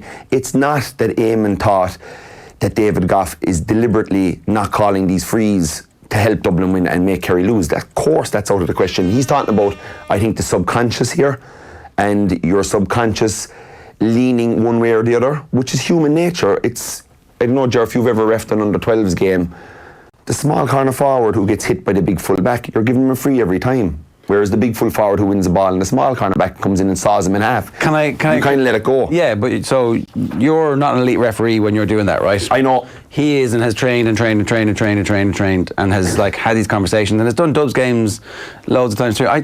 There's loads of people on social media. It's a bad thing to kind of base arguments on social media who are saying, he's a member of Jude's, he's worked with St. Jude's all the time. It's all bollocks. Yeah. It isn't true. Yeah, it's not, no. He has helped out sometimes the club associated with the local school, as you would hope most teachers would do. Of course. And I've no issue with that. I think people don't like Dublin people. That's the other subject to this. I think David Goff will be going out. This is not Ireland final for David Goff. He's first. He'll be going out to be absolutely perfect, and that's what he'll be trying his very best to do. So my only and the bottom dollar is this: is Dublin probably sitting back, absolutely hysterically falling off their seats, laughing. Hold on a minute, we're talking about that this game's going to be close. We're going for 5 in a row. We're the best team of all time. The game will be close. We've got this proper analysis. I think the game will be close, right? Well, you're always saying that the bookies are right with Dublin. They always cover the spread. So Kerry are 5-1. I don't know what the spread is. It's 5 points, I think. The last I looked. Well, so Owen has a good point about the form line here. If you take Mayo as the form line, Kerry beat Mayo at home in front of a packed house. Dublin beat Mayo at home in front of a packed house. Same scoreline, same kind of outcome in the game, except that it was clear from the very start that Kerry were the superior. Sorry, it's about 15 minutes in before you start realising that Kerry are like way ahead of this Mayo team. Yeah, and they were both coming up. Both Mayo. And maybe it is tight. Look, for me, and this is in the unlikely scenario that the game is level with 5 minutes to go, and we'll put it into that 2016 context. Dublin are going. It's the pressure that's on this game. I would say. Is what Eamon was talking about, that it's the 5 in a row that could come and go if he did make a mistake that cost him. So if you're Diarmuid Connolly and you're coming down the pitch and it's the 72nd minute and Kerry are up by a point and someone blindsides Connolly and the ref misses it and somebody gets in his way or whatever happens, the kickback from the 16 was bad, but the kickback from this, if it happened, worked out in a weird way that he was somehow to cost Dublin, his life going forward is always going to be marked with that. Everybody he meets, every interview he'll do, he wants. That's just the facts of it. Isn't that every referee though? So it doesn't really matter where you live. That's going to be your life, irrespective. I think it's harder if you're living in the place that you've cost the team the 5 in a row. If Seamus Darby was living in Kerry, he would have been plagued. You can escape GAA in Dublin really easily if you want to. I think in David Goff circles and the people he knows, it'd be very hard to escape the GAA. You know, I think. Do you think he's going to have? Do you think this is going to impact this stuff around him? Is going to have an impact on how he referees the game? I don't, because he is very professional and he is very to the point. And you know, he's reffed me loads of times. He doesn't take any shit. He's straight down the line with you. It won't have any effect on him. It increases the pressure on him now. It increases the pressure, but that's and that's as a result of the comments. Yeah, but look, everybody's under pressure going in. There's been people making comments about me before All-Ireland finals. There's pressure going into people in All-Ireland finals. That doesn't mean you can't perform. David Goff will perform in the All-Ireland final. My fear for him is that if it was that situation where it's level with a minute to go and Dublin are going for the 5 in a row, whatever call he makes next is going to follow him around for the rest of his days. That's the only... Fair enough. One last thing. How will the Kerry fans treat David Goff when the ball is thrown in? I don't know. They would have... Kerry fans are fans. You know, this is at the end of the day. If this was a lad that was working in Killarney and he was from Limerick and he reffed Dublin in 16 and Kerry beat them by a point that time and now he was getting this final again, you can be damn sure this is coming the same direction from Dublin. So if for anybody to suggest that this is a Kerry thing or this is just Kerry, if the roles were reversed and any fella that wants to come on here and tell me that this wouldn't be true is absolutely bullshitting. I don't know about that. You don't know? I don't. I think that really. I think that a lot has been made out of the fact that I think we're going over time in this. We've gone way over time. We've gone way over time. Let's go on. Okay, next one. What have we got? Next one, we've got the Chelsea start of the season and Lampard and all that and how they get on last night. Hashtag Lamps out, and then it's like, oh, he's back again. Almost. Nah, I was talking about it. Do you know what it is? There's never been less pressure on Kerry or on Chelsea before. There's never been less pressure on the manager. He's had no money. He's bringing all these young guys. From a Chelsea fan, it's actually very refreshing to see what Chelsea are doing. I think what they're basically saying is, okay, Frank, get your philosophy into the team. They obviously, coming from Derby, coming probably from being around Frank in a training ground for 12 years at Chelsea, they obviously got to feel that this guy knows what he's about. He's the hardest trainer. He was always there first. He was last to leave. So I think they know what they have in the manager, and I think they know his philosophies. And I think he's got this young team now that he can mould. And you still got a lot of class players. Like Kante last night was different level stuff. So I think you have the nucleus of a great team. He'll get them playing the way they are, and we'll hopefully get into the top 4. But again, if we don't, it's not going to be seen as a failure. There is zero pressure. We lost the first game of the season 4-0. Normally every season I'd be distraught after that. Oh my God, we're not going to win the Premiership. But Chelsea fans know they're not going to win the Premiership. We know we're not at the level that Liverpool and Man City are at. So for a Chelsea fan, this is about letting Lampard go, letting him do all this, and then get the checkbook out in here. Mr. Abramovich, come here, my old buddy. Bring him on. Can I go on the ship for a week? Let's write a few checks. These are the guys I want to buy.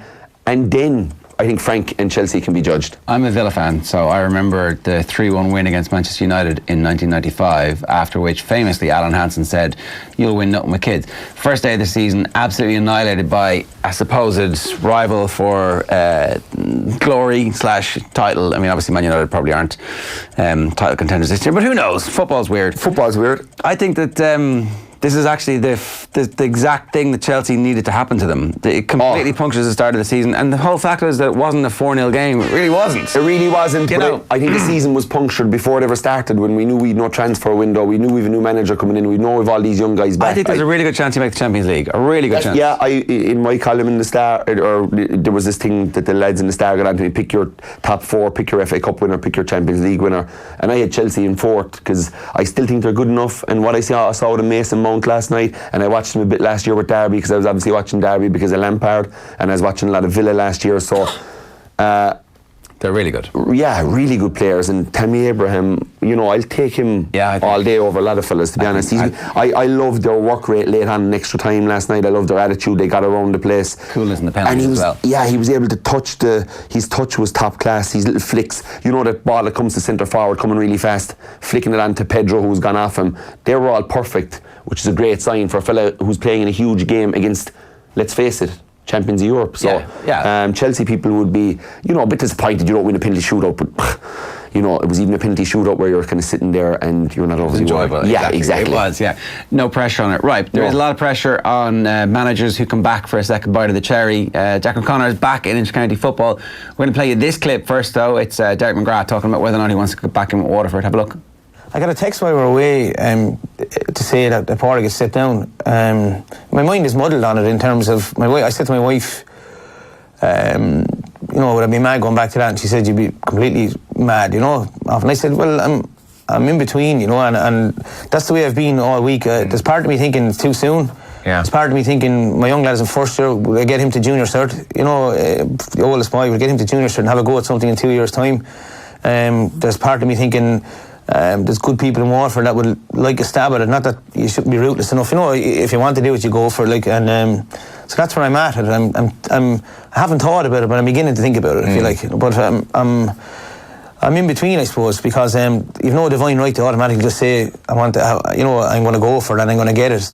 Yeah, so obviously Jack O'Connor did come back to you guys. What's it like when a manager comes back into a dressing room? Is there automatic kind of, okay, we know everything, it's all going to be grand? Is there have to lay the law down straight away and go, we're not the friends we were the last time, this is all different? What's that like? You have a relationship with that manager, and for us, Jack left in 06 and was back in 09, so we'd 7 and 8 under Pat Shea, who did really well as well for us. So I think Jack coming in, as players, you're kind of like, this guy's been away for 2 years, he's looked, he's gone to a lot of games, he's kind of refined a few things, he'll come back, and look, obviously we came back and there was a bounce. We won in 2009, and in 2010 we were playing a lot of our best stuff until the down game in 2010 kind of caught us.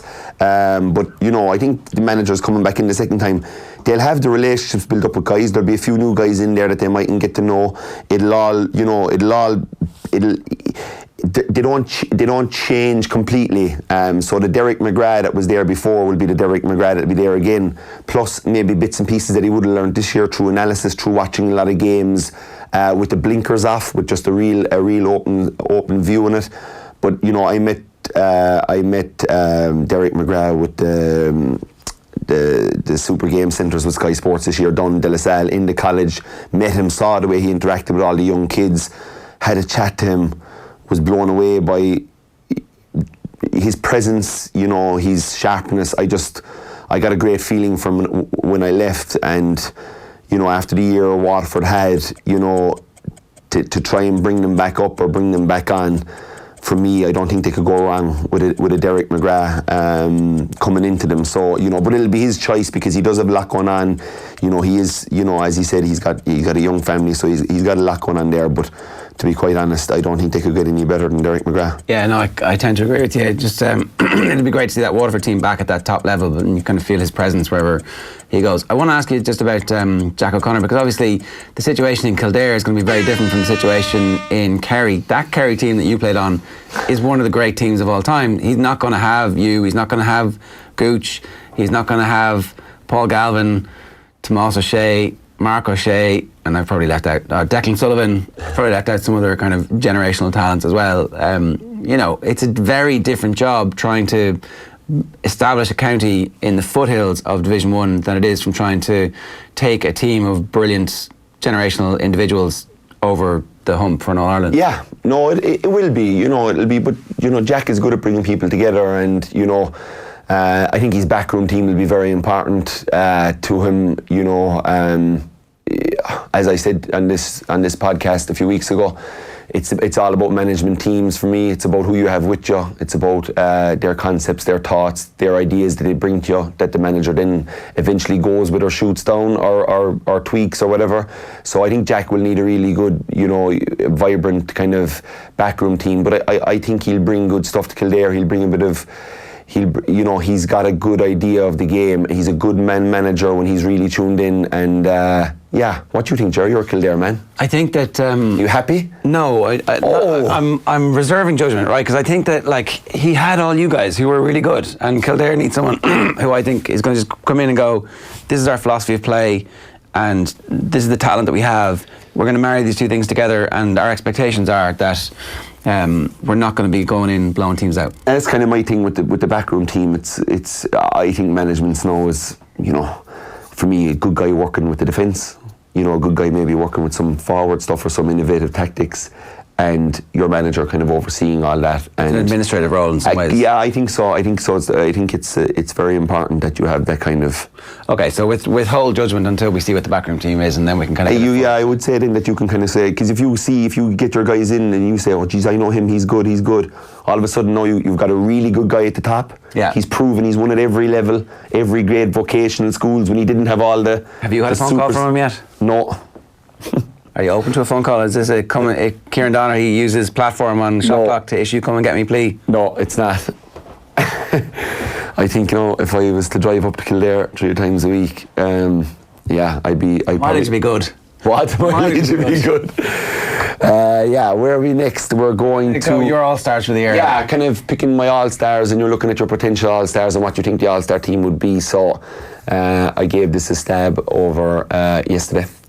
So I'll go through my team. You can ridicule me. You can ridicule me, Ger, as you love to do on Shot Clock. I think there's a lot of consensus here. So I assume you're starting with Cluxton and goals. Right? Yes. Donald Keoghan, number 2, because I just thought he was... we covered a few of the me games at Sky Sport. I thought he was unbelievable, powerful, leadership, tackling, good on the ball, and probably out of position at number 2, but the half-back line he just doesn't get in, so they do that with the All-Stars, they flick fellas around. I've gone with Tyg Morley at 3. As a matter of interest, right, so I think Keoghan definitely deserves to be in with a shout in the conversation. Yeah. How do you feel about players being played and picked out of position in the All-Stars? Is it the right thing to do? Pick your 6 best defenders, pick your 6 best forwards? Yeah, I think it is. I was, you know, I wasn't picked in 07, and I should have got one, and I was picked in 08, and they did it where they moved. I think they moved Sean Kavanagh out to centre forward, and then I got in at full forward. But that wasn't done the year before, and I missed out or something. So I think whatever you think the best is, and that's the way I've picked it, because that's what I think they have to do to get the legit guys that deserve their All-Star for being the best in. So you'll see that when it comes to the forwards. Tyg Morley at full back. I think he's been really solid for Kerry. He's been a leader back there. His body language, all that kind of stuff. You know, he held Matty Donnelly pretty quiet the last day. Matty Donnelly is a legit top 5 player in the country. And yeah, Tyg did really well. You know, Matty got a few kind of dish off points, which good forwards are going to get. They're going to score their 1 or 2 points. But if you can take away them dominating games, which I think Tyg did, he did a very good job against Donegal. He was brilliant against Mayo in Killarney. Okay. He was solid enough in the Munster final. Gone with Tom O'Sullivan at 4. Right. No Dubs in the full back line yet? No Dubs in the full back line, because I think the Dubs are doing so much chopping and changing in the full back line, to be honest. Obviously, Johnny Cooper, Mick Fitzsimons got a small bit of hassle off of Jimmy Carr the last day, but Fitzsimons and Cooper, obviously, if they have a good final, they get in. Half back line, Paddy Durkin, automatic 5, James McCarthy, automatic 6 in my eyes, and Jack McCaffrey, automatic 7. No Colin Boyle is the only one you can make a case for? Yeah, you can make a case for him. You can make a case for him. Probably doesn't finish games, and you know you can't be an All-Star if you're coming off after 50 minutes most of the time. So, but he was brilliant when he played. Don't get me wrong. The half-back line is perfect. Yeah. Yeah, Fenton, Moran, nailed on. Yeah. Now the only thing here is where is Michael Murphy going? I have. Is Michael Murphy not on your team? He's not in my team. You've got in front. You've got in front of me. What? You've got in front of me. He's not on my team. It's between. Do you know what? He could be on my team yet, but it's actually between himself and Aidan O'Shea for centre forward. Aidan O'Shea just misses out in midfield, but I thought he was really good all year, really dominant. He's tackling, all that kind of stuff, so he's kind of propelled in there. Michael Murphy was awesome against Kerry, was brilliant in the Ulster Championship, was very good below Mayo, had a few wides late on, but you know, an argument can certainly be made for the two of them. You know, that's just my thoughts on it. I actually, if you look at my paper, I had Michael Murphy written down first, and then scribbled it out. Yeah, and then when I picked Moran and Fenton in middle field, I was like, Jesus Christ, Aidan O'Shea was very good this year. Yeah. So Con Callaghan at 10, Stephen O'Brien at 12. So Con is out for obvious reasons because you've got Clifford, McShane and Mannion inside. So you moved Con to give McShane a position. Yeah. So Mannion has to get one, Clifford has to get one. Yeah, and McShane has to get one. That's. You think so? Oh yeah. I think there's a chance he misses out because I think they put Con in the full forward line, and then I think that they try and find room for one or two of the midfielders. No, I think they'll put Con out because Con can legitimately play at centre forward. John could true, be, yeah. You know, Con could be at 11, Con could be at 10, Con's could be at half back, really, to be honest. Let me make the case for two players who aren't getting talked about, who are massive outsiders at the moment. Brian Howard is a massive outsider. Yes, I think he's very close. 6 for 10 to 1. I thought Brian Howard was the best player on the pitch in the first half from a Dublin perspective against Mayo. I thought the footwork. Yeah, but that they he weren't showed, great in the first half, though. Like, he was a standout because a lot of them weren't that. Well, and that's when you want. That's when you like. So when everything when all around are losing their heads, this guy is standing up, and it's his second season. Yeah, this is ridiculous. No, he's brilliant. He's brilliant, and he's right there. But he's miles off the betting for this. He's like not even talking. But that's why I'd say, because I bet you they're going to get Con out to the half forward line, and they know it's going to be Con and Stephen O'Brien in either wing, and then you're left with your middle. There's room for him, and there's room for Kieran Kilkenny to be man of the match in the All-Ireland final, and still maybe not make the All-Star team. If Kilkenny is a great final, he'll probably be centre forward in the All-Star team because he was unbelievable. Con's goals got a lot of line-up, but Kilkenny ran the show in the second half. You're talking about Brian Howard stepping in the first half. Kilkenny was unbelievable, and to be quite honest with you, realistically, it probably will be Kilkenny that'll get it, and it'll be between Aidan O'Shea and David Moran, who probably gets that midfield shot. And if Moran has a good final, he's nailed on. Yeah, if he doesn't, it opens it up for O'Shea. It's true. You can do yourself damage when you're kind of you look like an automatic at this point. David Moran looks like an automatic at this point. But all right, let's move on. We want to see who is going to win the All-Ireland hurling final. My two theories on this are: one, Tip could absolutely annihilate them, or two, Tip could be walking into an ambush, and I can't decide which of these is most. I think it'll be a classic. It's two giants of the game. I think Tipperary momentum that they have from that second half against Wexford, when they had a man down, it looked to be all going against them. They just turned the tide. The crowd got behind them. They've had really good form all year. Take the Munster final out of it, they've had really good form all year. They're really cohesive up front. They've got a good understanding of each other. Obviously, brilliant players up there. Canlan, Bubbles, McGrath. They're serious hurlers. But then you look at what Kilkenny did to Limerick in the semi-final. Limerick looked imperious all year. They looked like they would be extremely hard to beat. And Kilkenny came out and hit them two haymakers like a boxer in the first round of the fight, and they never really recovered, and Kilkenny kept the pressure on and saw it out. And in TJ Reid, they have a match winner. Tip will be ready for that, though. Tipper's waiting for that opening punch. They know it's coming, and they're going to hit back. And this is the beauty of this final. What we're guaranteed is that there's going to be gladiators with sticks from both counties, and there's no fear of breaking them in the first 5 minutes of this game. This is going to be helter-skelter. Fellas playing right in the edge, a real rivalry, and I think that's why the whole country can't wait for this hurling final. There's fierce buzz around, and can't wait to see these two teams go at it, and can't wait to listen to Tommy Walsh talk about it before and after. Who is our special guest this week? We've Johnny Luby in. I met Johnny below at JP McManus's JP McManus's Golf Classic for the Liberties. GA club down in Limerick, and never met him before, never came across him before. He proceeded to slate me about my hurling knowledge, been in with Galway, etc. Slated me about my football, to be honest with you as well. And I like him. Generally gave me a good ribbing up on stage, tore into John Horan, the GA president, and I was like, geez, this fella's gold. And I said to him that night, I said, look, if Tip get to the final, I said, I'd love you to come on Shot Clock. So he said, no problem. So I think we've Johnny on the line. We do? Good morning, the Star. Good morning, Johnny. How's the farm? I rang a fella below in Kerry, Paddy Collins. I said, what was the nickname of that whore boy that you had at full forward? He said, the Star. I said, that's enough. That'll do me. Here he is, and he involved with Galway, and he telling us in the home of hurling how to play hurling. And Carlo, after putting him out of All Ireland. Johnny, it was Dublin to put us out in the Mind Your Carlo talk. We're talking about the men's game now, the game of hurling. I know, and come here to me. What's the atmosphere down in Tipperary at the moment? It's a 6-letter word, savage. Good. It's absolutely gone mayhem. There's flags up all over the place. We even took down the flags in the rugby club in Kilfeacle and flew the blue and gold proudly up there on the hill where Sean Tracy's buried across the road.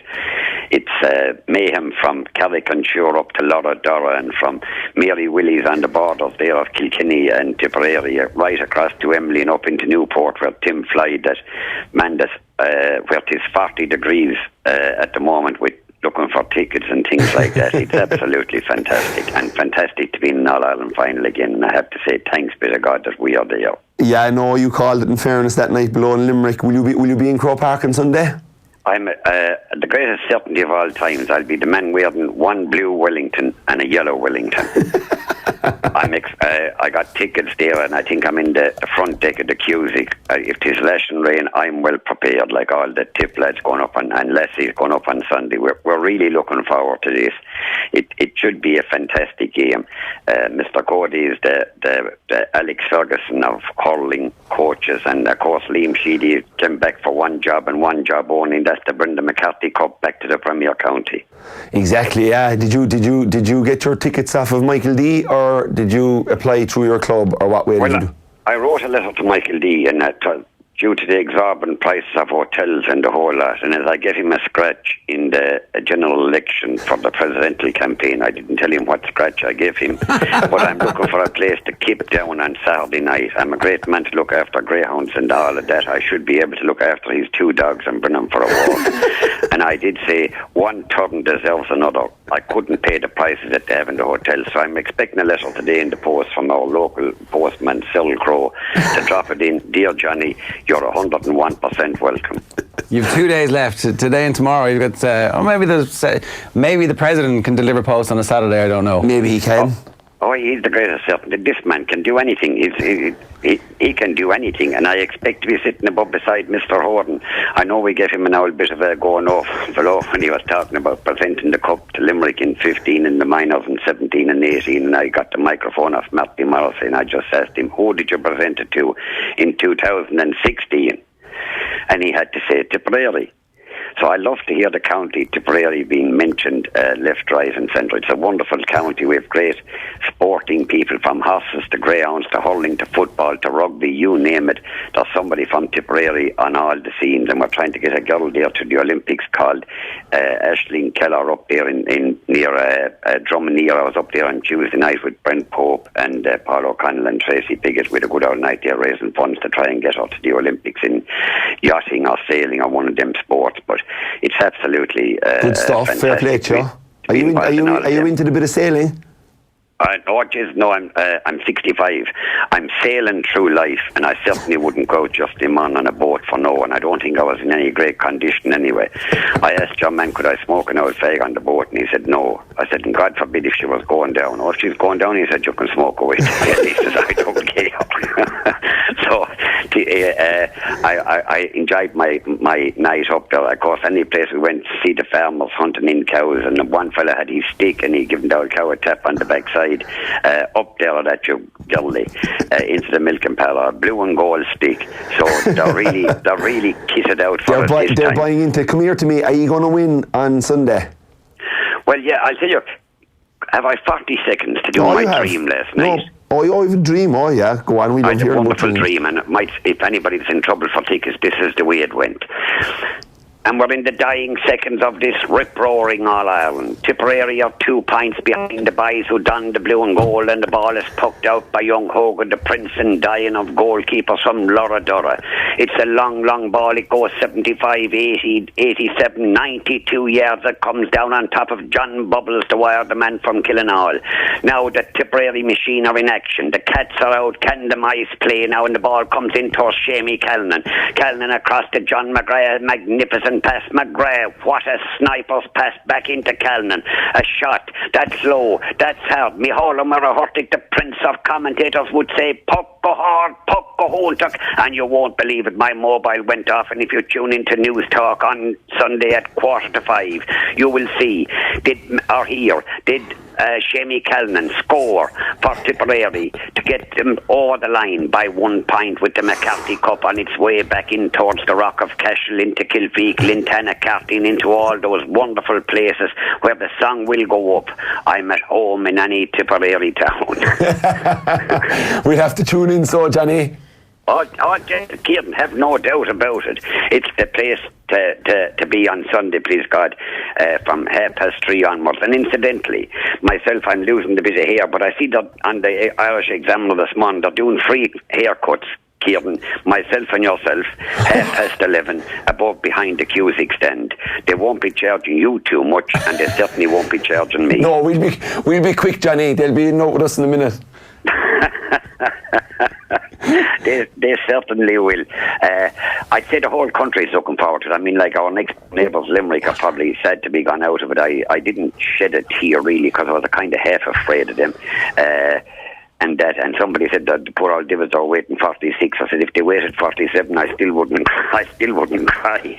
But I suppose they were possibly the hard luck team. But look what Kilkenny done. They beat Cork, a team that was the dark horses for the All Ireland. They turned around and they beat Limerick, and that's 2, as far as I'm concerned, of the top 3 gone. And now they have Tipperary in sight, and Mr. Cody's a wonderful manager. We've one thing in common. We're both the same age. I was reading his profile there. He is been involved in all the things in hurling, and that brilliant guy. But Sheedy, I'll tell you one thing, Sheedy is the man on the sideline. When you see Cody spitting on the hands, it's game on. And when you see Sheedy with the clenched fist and he driving it out from the belly, it's game on for Tipperary, and the boys are getting stuck into it.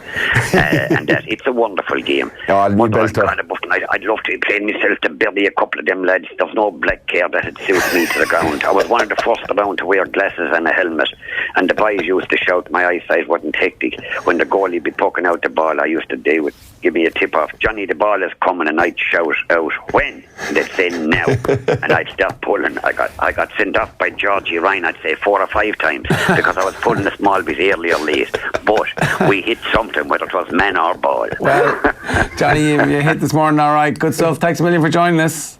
Lads, we shall be in touch. Mind yourself. Okay, Johnny, by sound. Johnny Lee will be there. We'll have you on if they win, Johnny.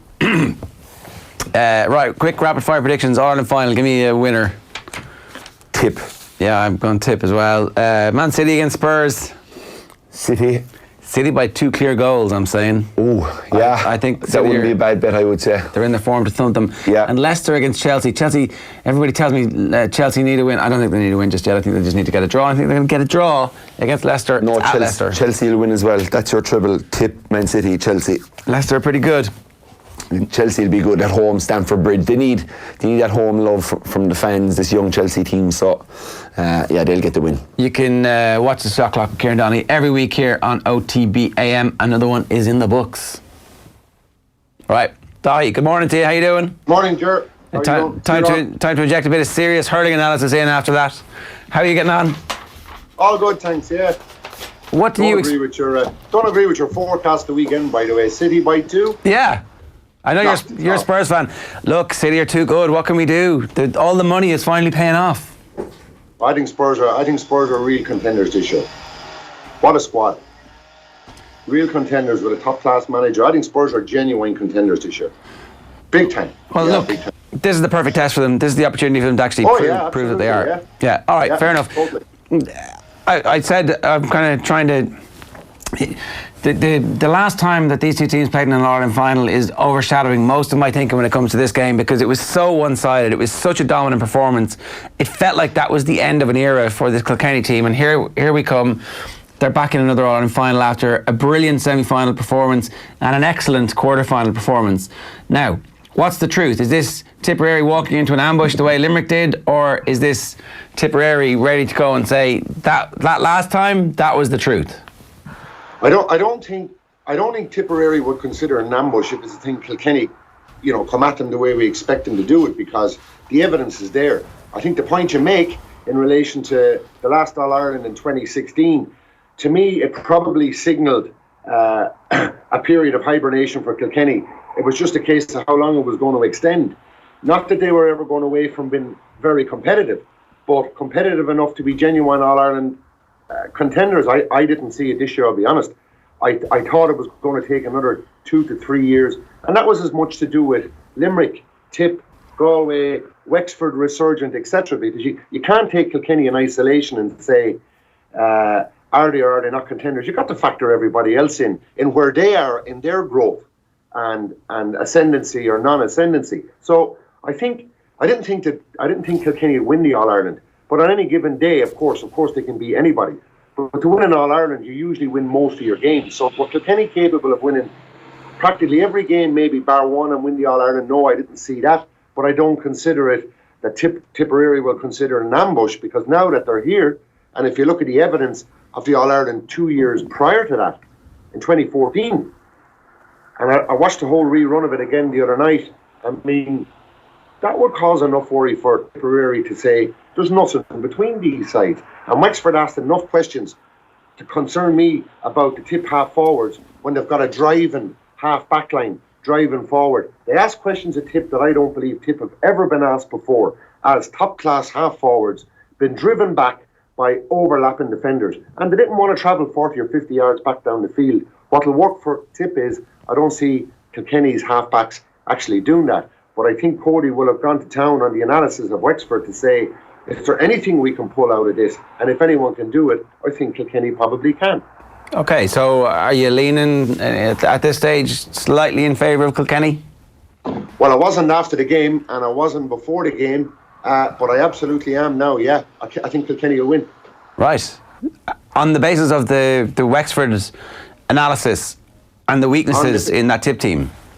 On the basis that Tip are free-flowing, and if you go back to the 2014 All-Ireland, similarly 2016, when Tip have space up front, and in particular I thought Kilkenny were very naive in 2016. Callanan was very much isolated, and his speed, I mean, even in 2014, JJ was struggling with the speed when he came on to breaking ball, his speed and accuracy. But Tip are always trying to create space. Kilkenny will not allow that happen. This will be congested in the Kilkenny half-back line. Traditionally, Kilkenny tend to go man for man, and wherever your man goes, you follow him. And Tip tend to know that, and they'll suck their half-forwards out. Now, what you have is the likes of Noel McGrath and Bubbles, a half a chance, and they'll put it over the bar from 70, 80, 90 metres, never mind 40 or 50, looking at all times to isolate Callanan inside. Kilkenny won't acquiesce to that this year. Kilkenny will keep their structure, and Kilkenny have learned strategically since 2014, particularly since 2016, this whole idea of bringing your half forward line back towards midfield and leaving kind of at the apex of that. Your two wing forwards back, and if it's Reid centre forward, leaving him centre forward. So you kind of got an arrowhead and your two midfielders operating very defensively. And that's given a shutter to your half back line and allowing them to sit 40 yards from their own goals and keeping their full back line intact. And they will be very disciplined and they will do it. Because if they don't, they're dancing to Tip's tune. I think Kilkenny will be very structured. The concern that I have is, are they good enough up front to mine enough scores from play? Because from an accuracy point of view, snapping the ball and putting over the bar, I think Tip have the edge. So the critical aspect is doing what Wexford did. And Wexford showed me enough faith to say, the likes of McCormack and Bubbles and these fellas, they can be broken, Ger, without a shadow of a doubt. It's very interesting. So if you're saying that, I think it's been said as well over the last couple of days about that Kilkenny structure. Tipperary obviously see this coming as well. They know what the structure is going to be, and that's a big advantage, Daithi, knowing exactly how your opposition is going to set up. Surely, given the talent in the Tipperary armoury, there's a way of using this information to out-tactic Brian Cody. Well, it's one thing knowing what somebody is going to do. You know, plenty of fellas marked Tommy Walsh over the years and they knew what he was going to do or thought. So managers went with a small player to take him on speed. Managers went with 6'4" guys because under puckouts we'll destroy him. It's one thing knowing how good a guy is. And it was only the individual when he went on to Tommy Walsh, and I'm singling him out because he must have been a nightmare. You go on him then and he's destroying you because of his ability to take big, small, indifferent opposition and destroy them. So it's one thing knowing it. Now, the key for Tip here is space. Always space. Getting ball into space and movement, an awful lot of movement. Tiredness will be a factor. Can win this, and it won't be won from a long way out. Where Tip will be from about 10 minutes to go, where Kilkenny's tiredness, and you'll start to see Tip forwards coming on to breaking balls more than they were over the previous 50 minutes because they won't have room to breathe prior to that. We spoke about it on this programme 3 mornings before Kilkenny played Limerick, and we said Kilkenny were going to come back at Limerick with the most awesome power from the minute the ball is thrown in, and they'll probably sustain it for the whole 70 minutes.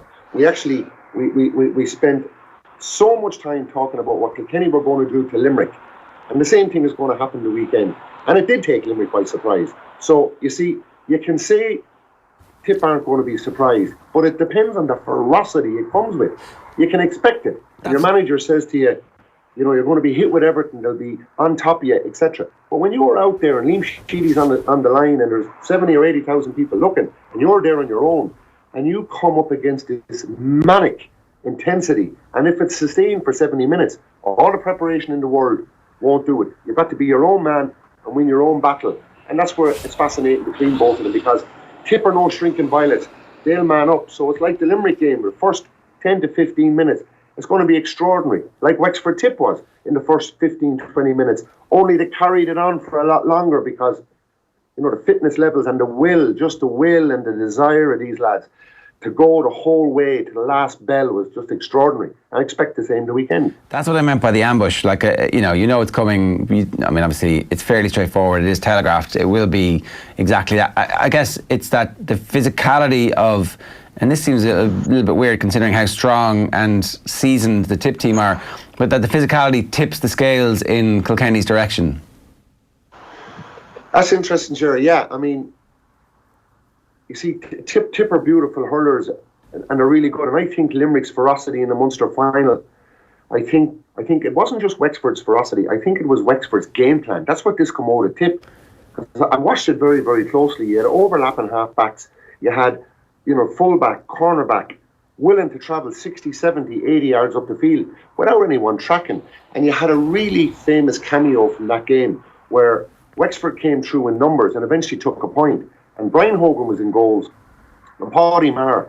And the minute the ball was put over the bar, the two of them ran out 3 or 4 yards screaming at, and they didn't really know who, just their own players, like beseeching them, what in God's name is going on here? They're coming through in droves at us. Yeah. Where are you all? And that's what happened. And I think that, now, Kilkenny probably won't do that, you see. And I think that's a good thing for Tipperary. So what Kilkenny will do, Kilkenny aren't just based on work rate. I mean, the fundamentals and the principles are the same with Brian Cody as they were. Yes, strategy is more of a part in it, but the basic core fundamentals have never changed in his eyes in relation to honesty, integrity, work rate, skill level, you know, loyalty to your teammate, loyalty to your jersey. Those core principles have never changed in 20 years. And it just happens in those 20 years that he's had some great sides and some exceptional sides. And it's what they can then mine on a scoreboard. And that's why they've won the titles to have. All right, so it's a slight leaning for Kilkenny or a strong leaning for Kilkenny at this stage? It's a slight leaning for Kilkenny, but it's a leaning for Kilkenny. Yeah, all right. Dai, I want to move on because all this summer here on OTBAM we've been building our Electric Ireland Minor Jubilee 15 as we go in search of the best minor hurlers from the last 25 years. Every week we've been talking about the contenders for the positions, and we've been letting our viewers and listeners vote on our Twitter poll. As a matter of interest, the minor team that you played on, were you on Johnny Pilkington's minor team? We won it in 86. I don't know, Johnny Pilkington was on the panel, I think, in 86. We won the first one in 86. And then was Declan on your team? Was Declan was corner forward. Yeah. Scored 2-2 in the final against Cork, yeah. Yeah, he would definitely, if we'd extended this another 10 years, he would have been in contention as as a forward. So unfortunately, it's well, like... it was because you see, we played Cork in the minor final, but also subsequently that year, back in early May, our colleges team, Borough, had beaten Northmont in the colleges A final as well by a big score. So, you know, and Banagher Vocational School had won the Vocationals All-Ireland. So there was a really strong group, core group. But interestingly, there were only 7 of our team were Borough, 5 were Rhinus, 2 were Luscombe and 1 Kilcormac. There was only 4 clubs. 2 clubs brought 12 of the starting team, which was really indicative of kind of where we are in our base and you know, how small of a base it is. But actually, Offaly won 3 out of 4, won 86, 87, lost 88, and Kilkenny won it, and beat Clare in 89. Got to the 3 corresponding under 21 titles and lost the 3 under 21 titles. Wow, I didn't realise you lost the 3 under 21s after that. So, and that's the engine of the team that goes on in the 90s then. Correct. Yeah, all right. Yeah, a good team. So last week we picked the midfielders. It was Ger Farragher from the 2001 Galway side and Noel McGrath from obviously the brilliant Tip minor teams of 06 to 08. Noel McGrath topped that poll pretty handy. Michael Rice was third, and Willie Marr of Tip from the 96 team was there as well. So this week we're talking about the contenders for the half forward line, pardon me, with some box office names. Right half forward, Jason Flynn of Galway, Shane Long of Tip in 2003, and Richie Murray from Galway in 99 and 2000. I don't remember Shane Long as a minor hurler. Was he good enough to get in this poll, or are we just looking for some star sprinkled in there? Are we fishing for clicks here? My answer to that is I don't know, because I don't remember him hurling. That's fair enough. He's fast. We know that. The best minor performance I've seen in a long time was Niall Burke, centre forward for Galway in 09. He orchestrated an All-Ireland minor win. He was absolutely outstanding centre forward for Galway minors in 09. That's the one. Power, of course, you know, was phenomenal. But Niall Burke is the one that stands out for me against Kilkenny in 2009. An absolutely brilliant performance. Okay, he drove Galway on. Maybe we can get him added to our list of contenders here. Our centre the best minor performance I've seen in quite a while, I have to say. Okay, so what we have is Richie Power from 2002, 2003, centre forward, and Fraggy Murphy, Kieran Fraggy Murphy, obviously part of the backroom team recently with Cork, is from 2001 as well. I didn't remember Fraggy as a marauding centre forward. No, but you see, there's a lot of guys who at minor. I mean, we had guys, you know, who Joe Earty was our minor goalkeeper in 1986, and he was centre forward in the All Ireland final of 1998. Yeah. John Troy, believe it or not, John Troy. People say, was it John Doyle has a unique record of 4 or 3? Is it 3 minor All Ireland medals? And John Troy is left out, but John Troy has 3 minor All-Ireland medals. John Troy was sub-goalie at 15 or 14 years of age in 1986 for Offaly. He was there in goals in 87, in 88, and I think he was centre forward in 89. So actually he was there the 4 years and has 3 minor All-Ireland medals, an extraordinary feat. Yeah, when he was goalkeeper in 1, centre forward. He was goalie in 1 and was centre forward in a senior All-Ireland. So it doesn't always work that guys play the same positions from minor up to senior. No, it's a fair point. When Tommy Walsh was talking the other night about players who could make the ball talk, John Troy could make the ball talk, right? But he doesn't talk outside of the hurling field. I play golf with him regularly, and he's a really quiet guy, but he's very, very witty, really witty guy. Yeah, Eamon Cregan made a really interesting point about John Troy, and it was his opinion. People might disagree, but Eamon Cregan's entitled to his opinion. He said if John Troy had pace, he'd have been one of the greatest hurlers of all time, in his view, which I thought was interesting. I can see that. Certainly, he's got the wrists and he's got the striking ability that as good as absolutely anybody. So the left half forward nominees, we've got Cian Lynch and Tomás O'Leary. Obviously, Tomás O'Leary goes on to win a Grand Slam with Ireland, and he's Sean O'Leary's son. Obviously, would have been a bit of pressure on a youngster coming up with a name like that, but definitely he's one of the lads that people talked about. His talents.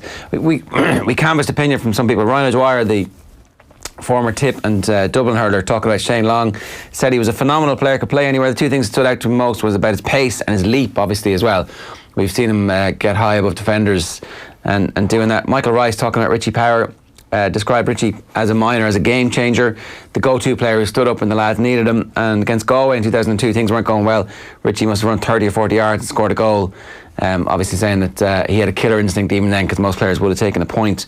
And Cian Lynch is such a beautiful hurler. He's been a natural talent all his life. His ability to do the unexpected was magic, and was one of the linchpins of that minor team. And on Richie Power, he's just said that Richie Power was unstoppable. So the half-forward line in the Jubilee team is going to be a good line, no matter who we end up picking here. I remember Power playing minor. I mean, he was sensational.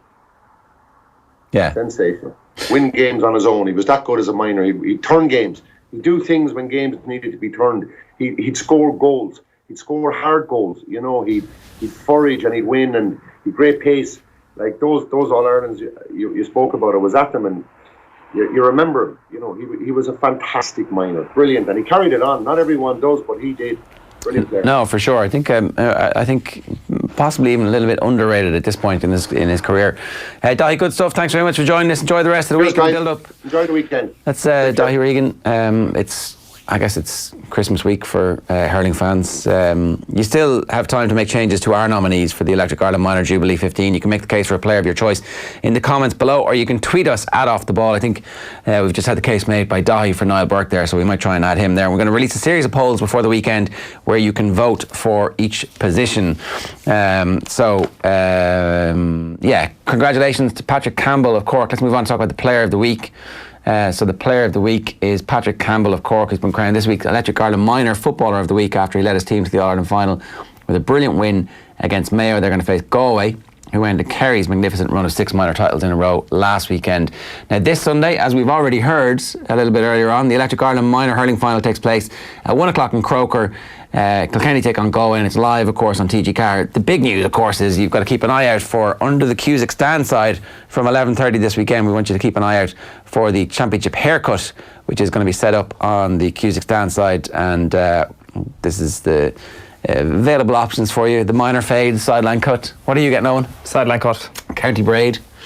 Get down there from 11:30 until 1 o'clock, just before throw-in in the minor game. What are you getting? Croke Park on. Well, I'm going to get a buzz cut all the way around. What is a buzz cut? Just shave your head. All right. Because the sound it makes. Buzz. Like, it makes sense to me now. Yeah. So the GIs, when they were all heading off to war, when they were conscripted, they'd get buzz cuts before the army would do it to them, so they felt like they had some agency over their own outcome, even though they were all being sent to, Anyway, there's the minor hurling Jubilee team so far. We've got Noel McGrath, Ger Farrer 9, 8, 7, Joseph Cooney 6, Austin Gleeson 5, Sean O'Gara-Halpine, Paddy Maher, Ronan Maher, and Tommy Walsh is your full back line. Donald Cusack is in goals. It is a good team. So, we'll let you know when those polls are live over the rest of the week, and you can get involved in the Electric Ireland Minor Jubilee 15. We're going to be back talking the latest sports news with Phil Egan next. OTB AM on OTB Sports Radio, Ireland's first and only sports radio station. Let's face it, the Irish summer has serious commitment issues. It's always late, disappears for weeks at a time, and consistently breaks its promises. But not us. At Electric Ireland, we're committed to giving you an 8.5% saving on your gas and electricity year after year after year after year. Visit electricireland.ie/join for the kind of commitment you deserve. Estimated annual bill €1,736. Average consumption, urban 24-hour, discounted unit rate, standing charge, PSO levy and carbon tax. Residential, dual fuel, direct debit and online billing. Terms and conditions apply. See electricireland.ie/EAB. Rates at 1st of April 2019, subject to change. OTB AM. Yeah, you're very welcome back to OTB AM. 17 minutes past 9 this morning. Now, we're very excited about this. It's one of the biggest roadshows we've ever put together. Off the Ball in association with Cadbury's are bringing another monster Premier League roadshow your way this September 4th. Roy Keane and Gary Neville together will be our guests at the Bord Gáis Energy Theatre as they reminisce about their playing days and preview the new season. It's an exclusive off-air event. Tickets are limited. We will have tickets on sale later on this week. Roy Keane and Gary Neville, Wednesday the 4th of September in the Bord Gáis Energy Theatre. It's the night before the Ireland game as well. So it's going to be a big week of football here on Off the Ball. Phil, how are you? Very well, yeah. Good game last night? Or a meaningless kind of pre-season friendly feel to it? No, I had a bit more about it. Chelsea, I was impressed with Chelsea. They were good. I thought they were the better team. But I suppose that's a good sign for Liverpool that you think they've won 2 trophies now under Klopp, and you could argue as well they didn't have to play that well in the Champions League final, so they're not actually peaking, but they're winning trophies, which was always thrown at him that he wasn't winning trophies when he was playing well. He's got to count the Super Cup, isn't he? He's definitely... Everybody's counting the Super Cup. Everybody's counting the Super Cup. I think it was Aidan O'Hara on Twitter last night who was like, anybody who sprints from the halfway line after this penalty shootout is done should be sacked immediately. And therefore, all of the Liverpool squad should be sacked immediately, particularly Jurgen Klopp, who went full Sylvester Stallone, shouting Adrian after the full-time whistle, talking to Des Kelly. It's... I don't like getting down on people for over-celebrating, to be fair, so I think fair play to them, but there was always a sense that this was actually... Do you not like to get down on people? Was there not a, like, ha, Mayo, you're celebrating a league title? Was that there? I said the exact opposite, actually. Did you? Okay, just want to make sure that was... You're going to be confusing more Trassa here. Just testing you out. Celebrating frees, how do you feel about that? With the winning of a free. The winning of a free. Well, I'm not a hurling man. John Milan, circa 2004. It's very hurling sort of thing. He'd rip his own jersey off him. I thought it did have kind of like a bit of a pre-season vibe off it, and then maybe as they negotiated penalties, it was like, actually, this is a penalty shootout. Every penalty shootout is worth celebrating. If they had won, say, in normal time or extra time, it would have been less jubilant, I think. Yeah, and I think the fact that Liverpool lost to City in a penalty shootout in the Community Shield, and actually their penalties were worse last night. Alexander Arnold and Divock Origi, Kepa got a hand to both, but the key was they kept them quite low, so he just couldn't keep them out. But Mason Mount and Ross Barkley hit 2 cracking penalties. Mason Mount, he looked decent when he came on, yeah. So screw you, Jose Mourinho. Mason Mount, one for the future. But I suppose it's all about Alisson. You referenced there was a lot of Rocky references going around last night, and I suppose Jurgen Klopp topped it by actually referencing it in his post-match pitchside interview. But if you think about Adrian, he signed before the start of the season, just over a week ago, as backup to Alisson. He gets injured on Friday night against Norwich, so Alisson is out. Adrian comes in, and he'd been training with a team in the 6th division in Spain. He must have been thinking, I've got the best job in world football. I'm the backup to a keeper who's never going to miss any of the big games. I'll play a bit here and there. As long as I stay fit, I'm going to get another contract for another couple of years. And hopefully that Irish kid is really good and I can become third choice keeper. Exactly. And he was called into action on Friday. Obviously started last night, and he was the hero in the win, 2-2. So you have a goal from Olivier Giroud to put Chelsea ahead. Then Sadio Mane equalises after half-time. Roberto Firmino making an instant impact. Goes into extra time. No real need for extra time. I'm not saying that because I have to get up at 5 o'clock in the morning, but... There isn't. It's true, isn't it? In games like this, just go straight to penalties. I'd say if you'd asked Lampard and Klopp, do you want to just go straight to penalties, they would have been, say, happy enough. But Mane scored again in extra time, and then Jorginho level from the penalty spot. Adrian was adjudged to have brought down Tammy Abraham. Didn't look like there was much contact, but we didn't see enough angles. There's one angle I would have liked to have seen, but we never actually got to see it. But I suppose Adrian made up for it in the shootout because it was Tammy Abraham that he saved from to give Liverpool the 5-4 win of the shootout. So Adrian, naturally enough, says it hasn't been a bad start to his Liverpool career. At the end of the day, it was a great decision to come here to give that title, the first one, to Liverpool. Obviously, everything is going so quick. I made my debut on Friday because of Ali got the injury. The first starting 11 today. And what a win, the penalties.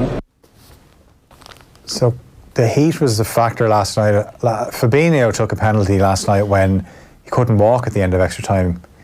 He had to be taken off the pitch, and when you saw him coming up to take a penalty, you thought... I thought he was going to miss because he was playing with the strapping around his leg. Yeah. It was like, that's going to distract you, you're going to miss them. Wow. No. Yeah. It's like Ross Barkley. I thought he's taken way too long, and then he smashed it in. Keith made a very good point. Keith Andrews made a very good point on commentary last night around Salah's penalty. That as soon as he does the run around the ball and doesn't go the full way, or when he gives himself too much of an angle to put the ball right, it's actually a bit of a blunder from Kepa to not realise where Salah's going with that ball. Now, granted, Kepa did obviously guess a couple of them right, and it was just actually his shot-stopping ability that actually let him down on a couple of occasions. But that was a noticeable one. So we did learn a couple of things from a penalty shootout, which we don't often learn, but it's hardly a good sign, or hardly anything but a worrying sign of a Liverpool players going down with cramp on the second day of the season. Yeah, and they're away to Southampton on Saturday at 3 o'clock. And you think of one thing, Southampton, I know they were beaten by Burnley in the opening weekend, but they will bring energy. Hasenhüttl's teams play with energy.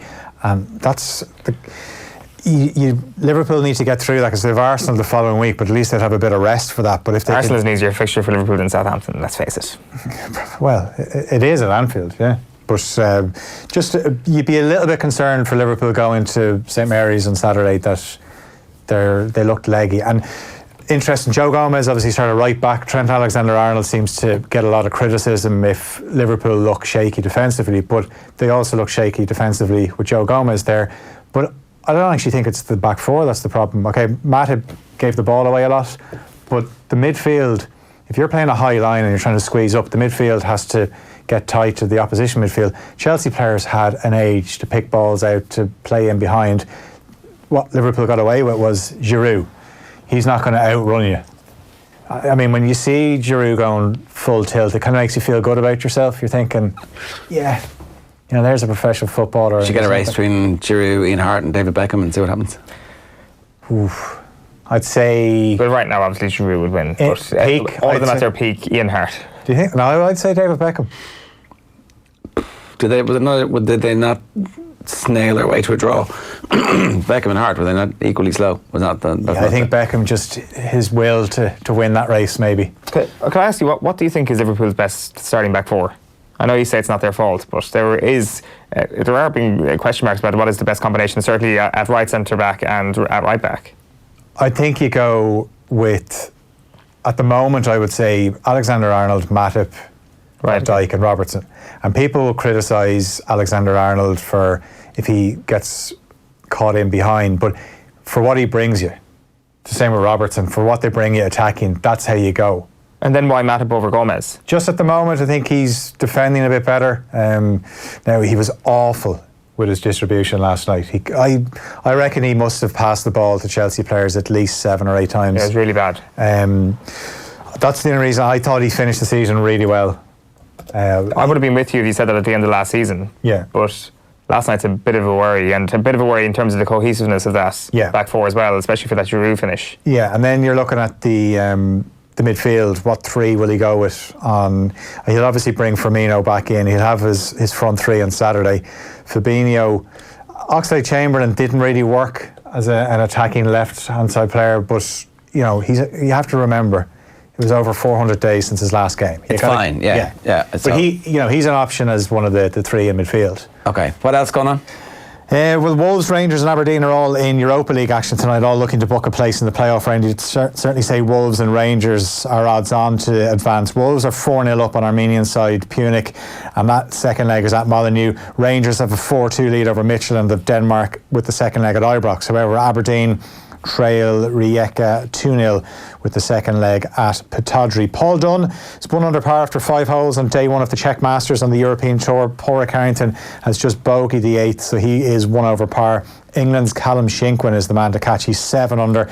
Later on the PGA Tour at Medina, Open champion Shane Lowry, Rory McIlroy and Graham McDowell are all in the field for the BMW Championship. Tiger Woods will also be in action there. And finally, All Blacks head coach Steve Hansen has dropped 3 players for the second and final Bledisloe Cup Test match against Australia on Saturday.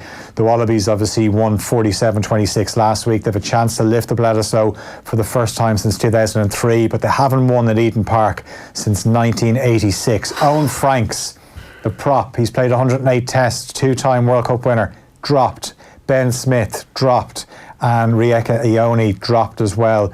The Crusaders wingers Severisa and George Bridge come in place of Smith and Ioane, and Nepo Lalala will start at tight head prop instead of Franks. One change for the Wallabies, Adam Coleman into the second row in place of the injured Rory Arnold. The All Blacks are going to absolutely decimate them, aren't they? You'd think so. I mean, that would be how it goes. That's the next step in the story. Stuart Barnes beating the drum that they're not going to win the World Cup. I mean, it's early. Yeah, but you know, to win any major event, you have to be written off. Well, that definitely helps, right? Yeah. Although they did manage it 4 years ago, and everyone went, they're definitely going to win this. Like, I mean, the Dubs are obviously the other example of the other AIG sponsored team in the world. I was waiting for that reference. I don't know. I think that if you're Australia and you can withhold the onslaught this week, then you put a lot of doubt into that All Blacks mind, and it's game on for the World Cup. I think we should fast forward to the 20th of October this year. We're all scrolling through Twitter ahead of Ireland versus New Zealand in the Rugby World Cup quarter-final that day, and up pops a feed, AIG Ireland, Dublin team, wishing our fellow AIG colleagues New Zealand good luck against the Irish. Kerry trolling at its best. New Zealand or South Africa? Who would I rather play? Yeah. I don't know, it depends. I mean, after this game, ask us after this game. Okay. If New Zealand get beaten, suddenly you're like, yeah, well, maybe we have a chance against those guys now. Whereas South Africa looked pretty awesome. So, right, that is all of us, all that we have for you this morning even, and it is indeed all of us today on OTB AM. We've been with you every morning from 7:30, and we will be tomorrow again. Stay tuned to OTB Sports Radio throughout the day. The best place to get that is on the Go Loud app, or indeed offtheball.com/radio. We can wander around and just keep us in your ears, and you can browse away from that to your heart's content. Top quality sports content coming your way across the day. Jesus Christ, I swear I haven't read any of this before. Delighted to say,